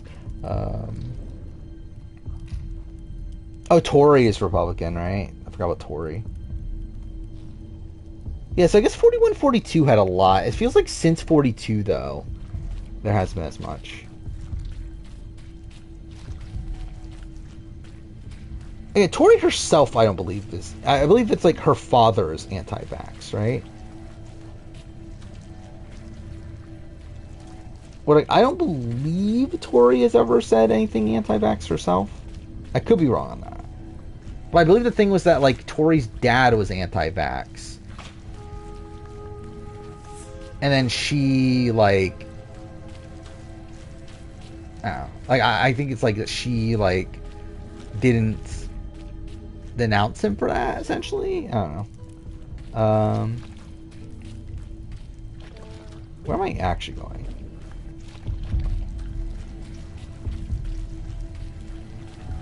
Not there. Was Jonathan a bodyguard and a super Republican politician? I don't know.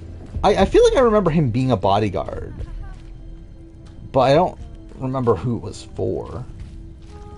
Tori has posted anti-vax stuff. I thought it was her. I don't know. I don't fucking remember it well enough.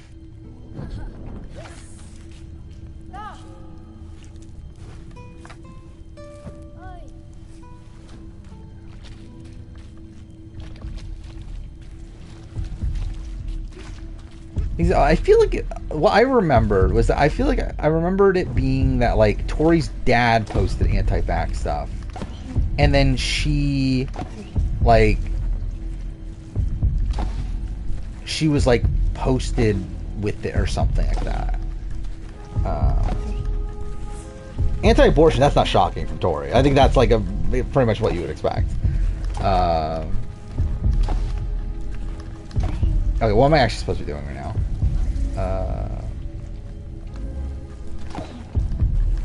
Yeah, like Tori is like an ultra conservative, like Christian person. It's like you would expect that person to be anti-abortion.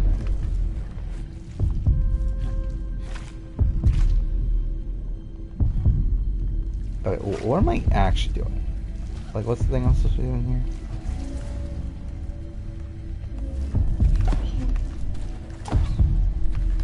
Or am I not supposed to be doing anything here with that?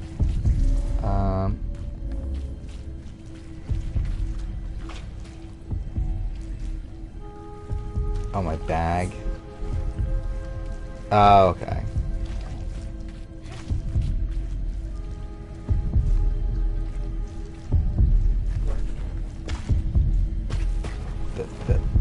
Okay, cool. Okay, wrong button again. Alright, let's try this again.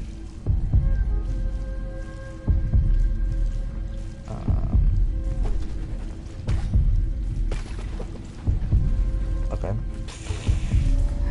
Dude, I keep hitting I keep hitting L1 thinking it's like it's the inventory thing.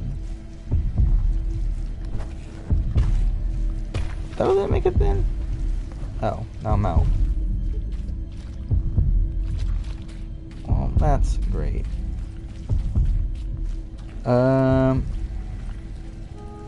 Get closer. How much closer can I get?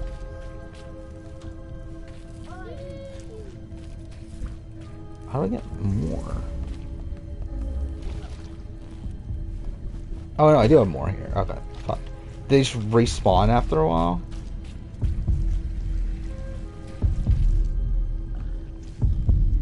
Oh, I guess that could have gotten closer. There we go.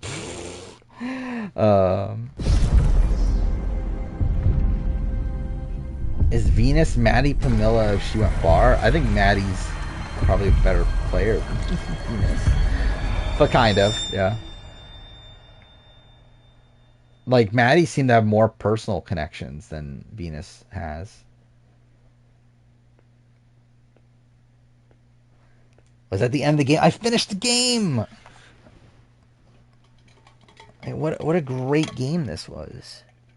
Generally, again, like, if I was playing something, I think this is actually a good game. And, like, I still think, like, now I can have respect for, like, what this game is trying to do. And, like, especially for the scale of the game, considering how, like, yeah, this is, like, obviously developed by an indie developer and all that sort of stuff. Hey, is it going to be my game of the year or anything? No. But, and there's definitely some jank to it, for sure. But, that's all. It took several hours. It literally did take several hours. Draft Survivor Republicans? I think I'm good. I don't think we need to do that. Alright, so what am I doing next stream then? I actually don't even know.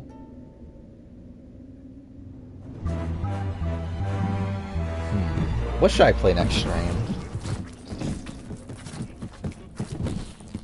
Because there's a couple paths to take. I could play Hellblade. Because I do want to replay Hellblade before Hellblade 2. But also, I'm not sure if that's a good stream game, though, which is, like, my qualm with it. I could start Uncharted, because I need to play, like, Uncharted 2 before I make a video on it. So I can start that process. Or I could continue playing games in 2023. Which I'm kind of leaning towards that.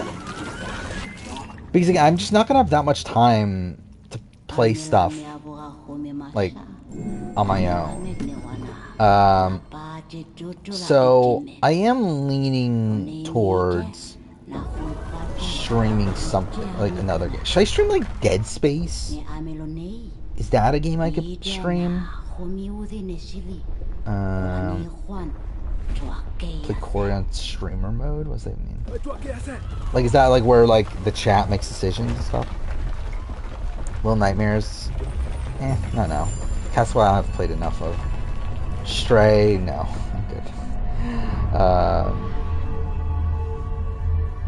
Alright, I mean, like, list of games right now. So, Vemba I'm gonna play on my own. Bomb Rush Cyberpunk, I feel like that's a game if I were to get around to having enough time to play it, I would want to play that on my own, because I feel like that's like a game that I hear has like a really good story, so I'm like, okay, I'll try to play it on my own.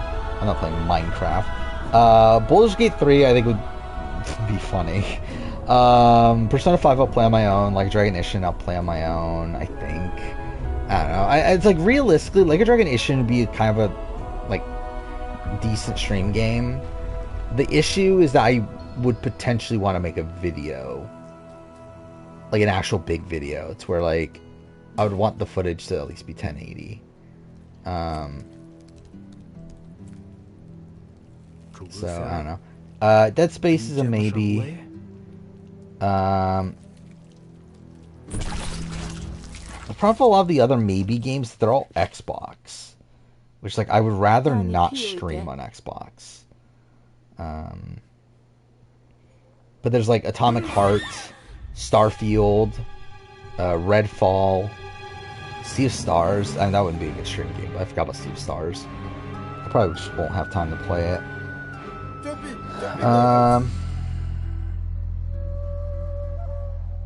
Just about to do something baller. Let's see.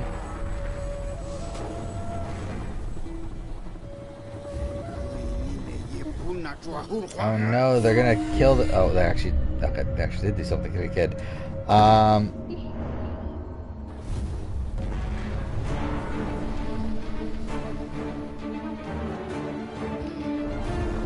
Yeah, I'm looking at the list of games. I think Dead Space is probably the most likely one. Yeah, I think streaming Saints Row would be fun. The problem is I would want to pay attention to it, though. Okay, cool. Not bore space and...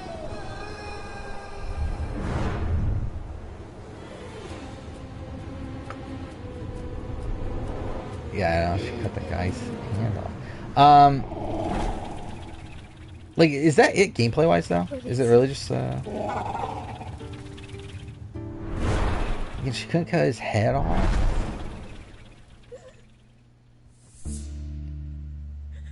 I feel like I would at least want to, like, soak in the experience a bit more, Saints Row. I mean, either way, I'm not playing Saints Row next anyway, like, no matter what. Again, really the options are Uncharted, Hellblade, or a game from 2023. Like, there's no other option that I'll consider.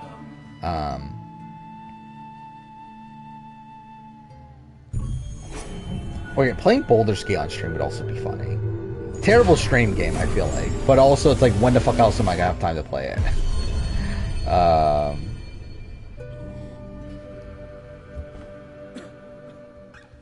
Cool.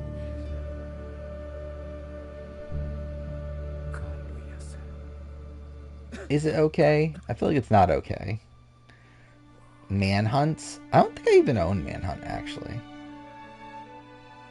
I would like to play Manhunt at some point in my life, but don't know when. I'll play the super massive games at some point. Because yeah, in an ideal world, I would like to do like a ranking of them at some point, but it's not gonna be soon. But GTA 5 again, imagine. Imagine me losing my mind on GTA 5. I actually don't have Street Fighter 6. I'm not willing to spend that much money on it. If I did have it, I'd be willing to play that. I feel like that's also like a decent stream game. But I don't, and I'm not going to spend that much money on it.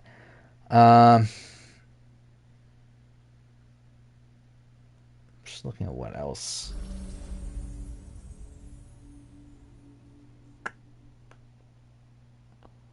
Yeah, I feel like those are the main options. Like Dead Space. I could just say fuck it and play like a Dragonician. You know, actually, I think I might say fuck it and play like a Dragonician.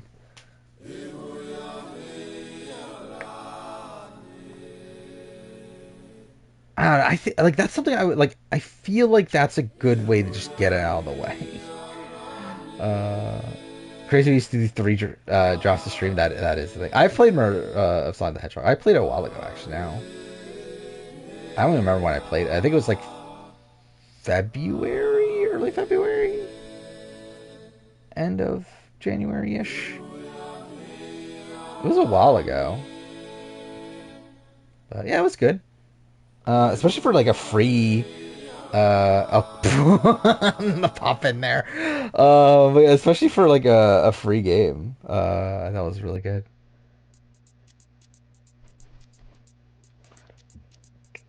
Yeah, like obviously like a lot of the references and stuff kind of went over my head because I'm not a big like Sonic guy. Um, but yeah, it's a well-made like visual novel sort of game. Can I actually skip the? I do want to skip it. Will I get claimed? I probably will, but I guess it doesn't really matter. Should make more games like it. I mean, that'll be cool. I mean, um, so it was like made like as a marketing thing, right? Like they were just trying to, like it was made by like the marketing team and everything. But like, yeah, there was actually like it was like a bigger game with like a grander budget and that sort of thing. Like if they were to make like a sequel, I think that'd be cool. I wouldn't be opposed to that. If he wants to be a millionaire, I think I'm good. Uh,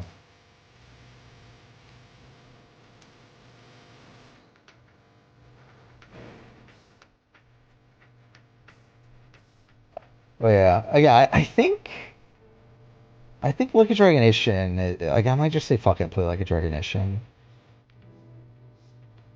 Because again, like I don't really care about the game.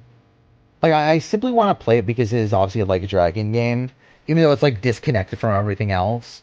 But it's one I feel like I should play. And like again, if I'm gonna do videos on the Yakuza series moving forward, like I feel like I have to talk about it at some point. But then also it's like to the point where like I'm probably not gonna do this like big in depth like video on it. Like I don't see myself caring enough to like doing this like full blown analysis of it. I feel like if I talk about it, it'll be in the way that I did with like Fist of the North Star, where yeah, I'll talk about it for like 5 minutes, but I'm not going to talk about it for like 30 minutes. Pretending Sonic was really dead is real goofy energy, and I mean, I got to. I mean, I think it should have been like, I don't know. I think I never actually thought Sonic was genuinely dead, though. Uh, you started your dominance winning 2 of the first 3 drafts, yeah. And you've gone on to win, what, like 10 more after that? Um,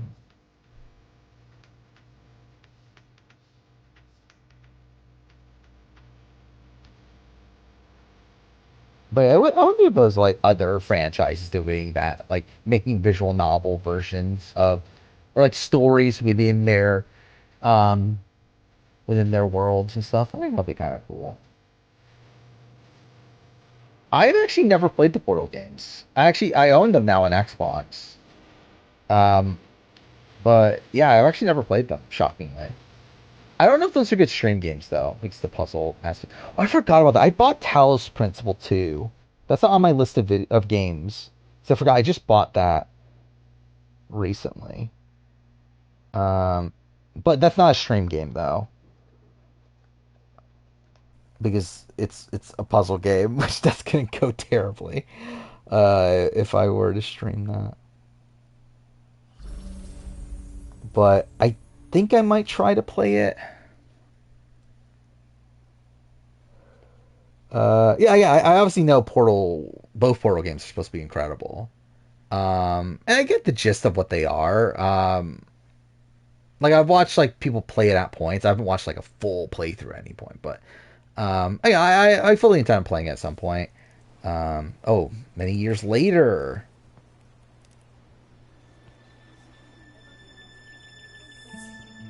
Goofy was? I don't remember.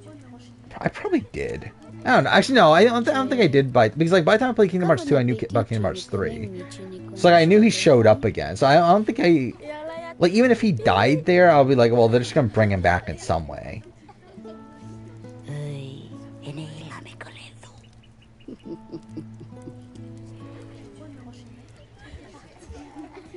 Was Ocean's 4 good? I thought it was a solid first 2 episodes. Oh yeah, I talked about it earlier in stream, but like it's just weird the like how much they try to edit around a certain situation. But I'll say that I thought it was a solid like start to the season. Yeah, I knew Portal 1 was short because like it was part of the orange box, right? So it was even this like fully like it wasn't fully intended to be this like bigger game. Do you think of even Stevens movie and Johnny Tsunami? I never watched Even Stevens, but I think Johnny Tsunami I watched. Was that the one that had there's like a skateboarding movie of Johnny Tsunami, right? Yeah, Back on Board. I remember I watched that movie. Because that's when I was like big into following skateboarding shit. Because I loved Tony Hawk. Oh, what is this? Oh, okay.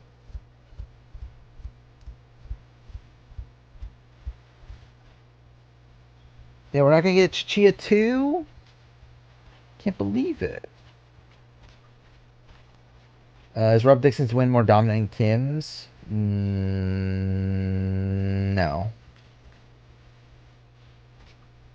I think it has more mistakes from him than Kim's.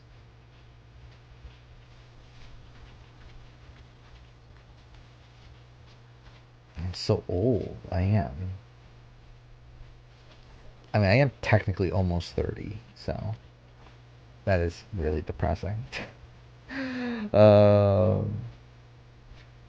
It is weird to think about too. Like, yeah, like I started the channel in my early 20s. Like, that's insane to think about.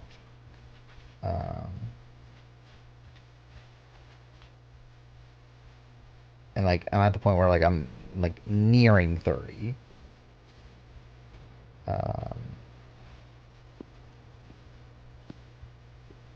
Like this is just kind of like it's just us walking along the beach. Almost old like Danny, yeah. I'm almost old like Michelle Fitzgerald, that old lady. You've been channeling your early 30s for 10 years. You're not 30 yet. Yeah, yeah, I'm a year away. This is where I'm gonna be when I'm 30.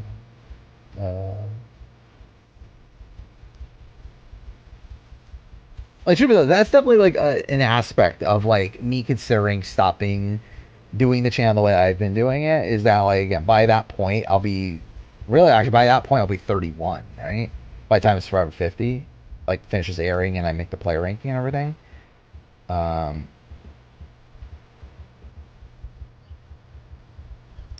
it's like fuck. Like I'll be that old. I'm still doing this. Yeah, I enjoy doing this though, and I still think there's like enough like content I would want to make, but it's also like fuck.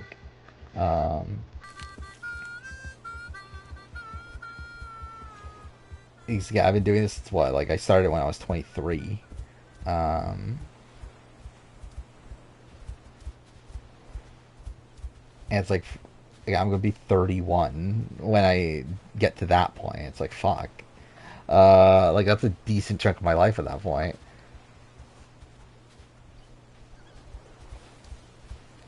Jeff is almost on hospice. Who cares about my age? I'm sure. Yeah, I'm with my wife, just walking along the beach, not talking to her or anything. um, have a weird Yu-Gi-Oh related job. That's cool. You have a Yu-Gi-Oh related job.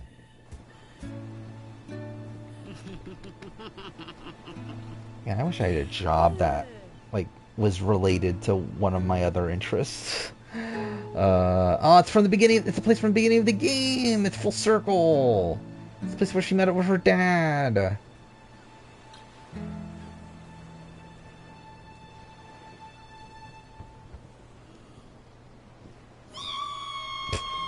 Cool.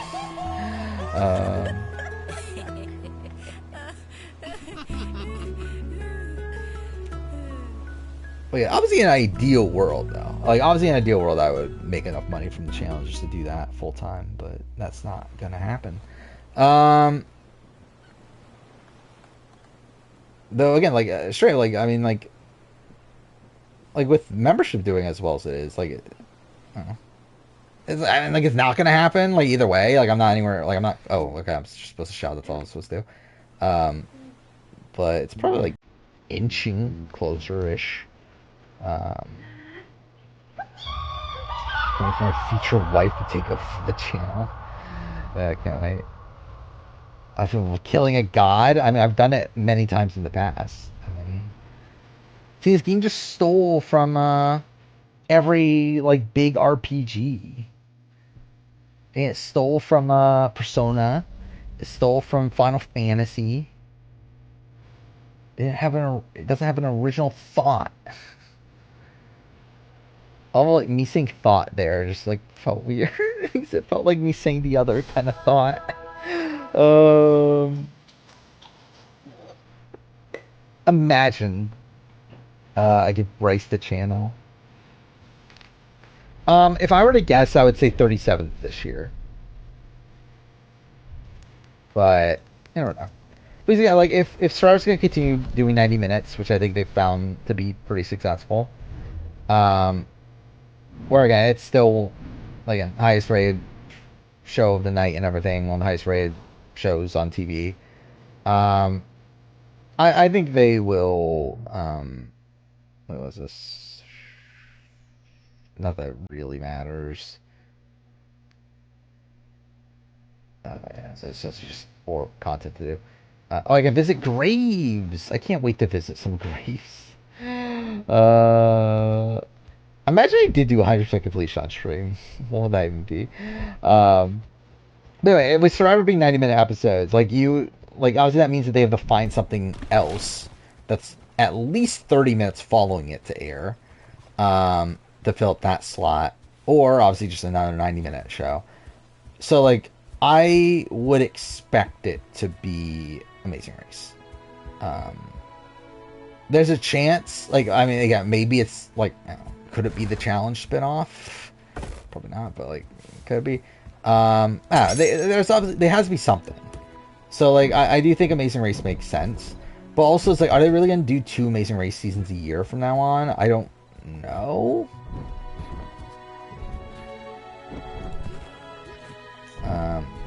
But yeah, should we switch to Last of Us? He's again still doing daily runs. I didn't think Anthony Caliber's done doing daily runs, which is funny that he's done and I'm still doing them. Or you think, considering he's a Last of Us streamer and everything, that he would continue doing them? I guess not. I forgot what Buddy Games actually. When is Buddy Games gonna air? Yeah, maybe it is Buddy. 90-minute Buddy Games.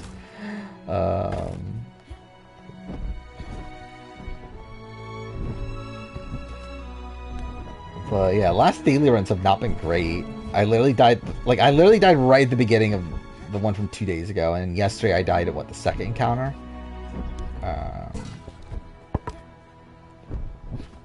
But yeah, I'll probably do that. What I want US Survivor to only film one season instead of back to back. No, I'm good. I'm good with the way it is. I don't think really much changes.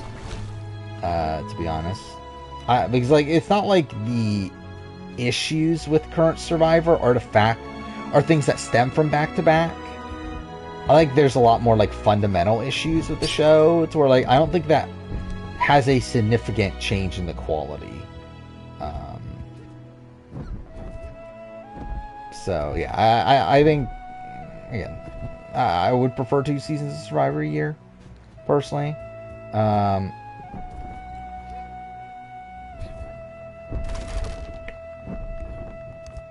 I think maybe an ideal world. Actually, no, yeah, I would still personally prefer 2 US Survivor seasons. If only one season can film, they can do 39 days. If only they wanted to. Like, yeah, I think genuinely Jeff doesn't want 39 days anymore. Like, I think that's just a genuine thing that he doesn't want anymore. Like, I don't even think it's a, like, budget. Like, obviously it is budgetary, like, obviously. But I think from a Jeff perspective, I think even if he had the choice of 39, I think he would keep with 26.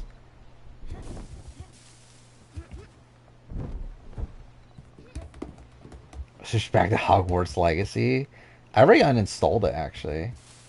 Oh, I forgot about that. I did something. Okay, should I play Star Trek Resurgence on stream? Should that be the way I finish the game? I forgot. I was gonna uninstall it, and I didn't because I was like, maybe I could stream the rest of it. But also, I don't care though. Like, if I finish it, I'm literally finishing it just to finish it. I like the game's just like I don't care about the narrative really at all. The gameplay's janky as fuck. The game is like filled with like monotonous tasks that you just constantly do. So yeah, I probably just won't finish it. See, I don't know. I'm thinking next stream we might start Like a Dragon-ition then. I think I'm just gonna say fuck it and play it on stream. Because, like, I don't know if I'll have time to play Like a Dragon-ition and Persona 5 Tactica and, like, Baldur's Gate and, like, I don't know. And, like, I want to at least play those 3 for sure. Before I make my video. So, considering, like, I don't really care that much about Like a Dragon-ition outside the fact it's a Like a Dragon game.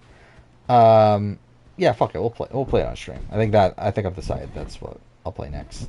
How long is Like a Dragon-ition, though? I guess that's also a thing I should factor in. I'm assuming it's like 25 hours. It is 23 and a half, just main story. Which that's fine. I'm not going to do side content. So I would say that's like 7 to 8 streams. Which is quite a while, actually. But let's see. So if I do 7 streams, it'll be beginning of May. Yeah, okay. I think that's what we'll do. I think we'll play Like a Dragon-ition, then I'll probably play Hellblade, and then we'll start Uncharted. And after that, I'll just be playing all the games that I need to make videos on. I think that's what I'm leaning towards. So yeah, I think that's what we'll do. Didn't click with Ishin personally. Yeah, I don't think I will either, and that's why I'm okay streaming it. Because I've kind of already given up on like even liking the game to begin with. So we'll see how that goes. Lace of the Lord, I believe she's watching 44. Is she streaming right now? No, she's definitely off by now. Did she stream today? Did she finish 44, actually? She might have finished 44 today. I'm still waiting for Wolnef to get back to Australian Survivor. Okay, she just watched the Danny boot. So she'll probably finish it on, what, Friday?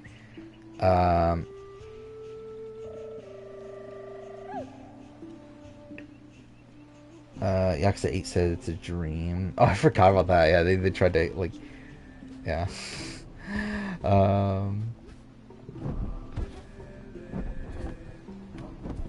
But yeah, like Laced Up Lauren, like I just finished her 42 watch through.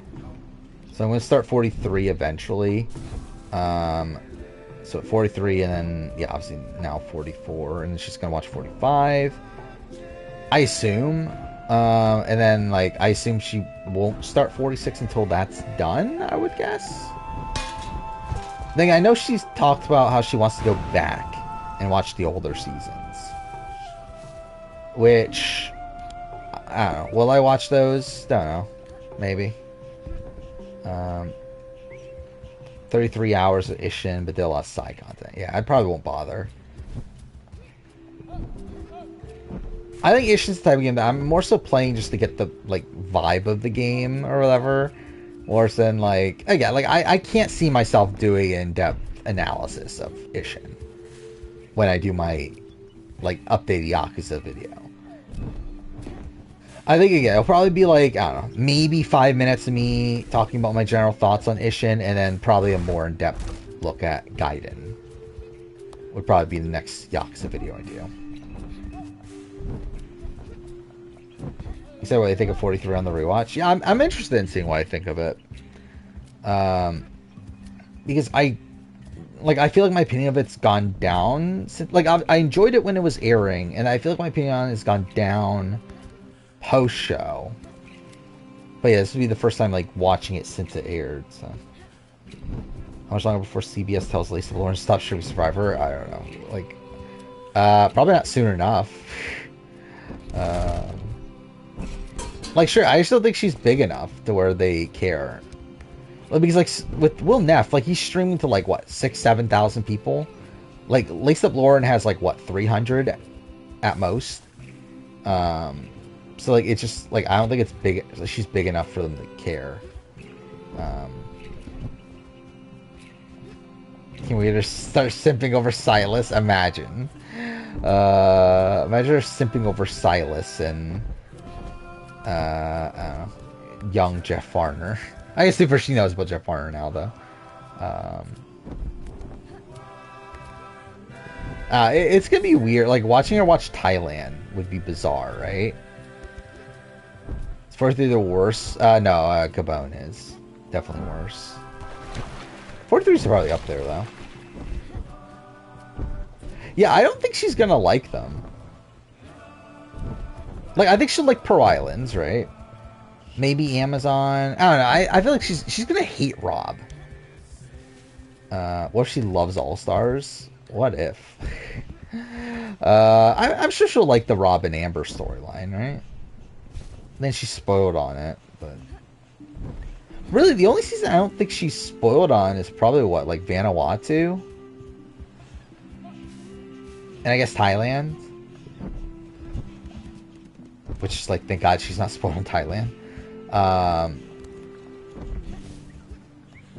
I guess maybe Marquesas. Like she just knows. Yeah, okay. Yeah, sure. So what does she know? She's watched from 10 on. It's like she's heard Richard Hatch won season 1, but I don't know if that'll click with her. She knows Kelly came in second, and she knows Jervis was on the season. I think that's probably all she'll know from Borneo.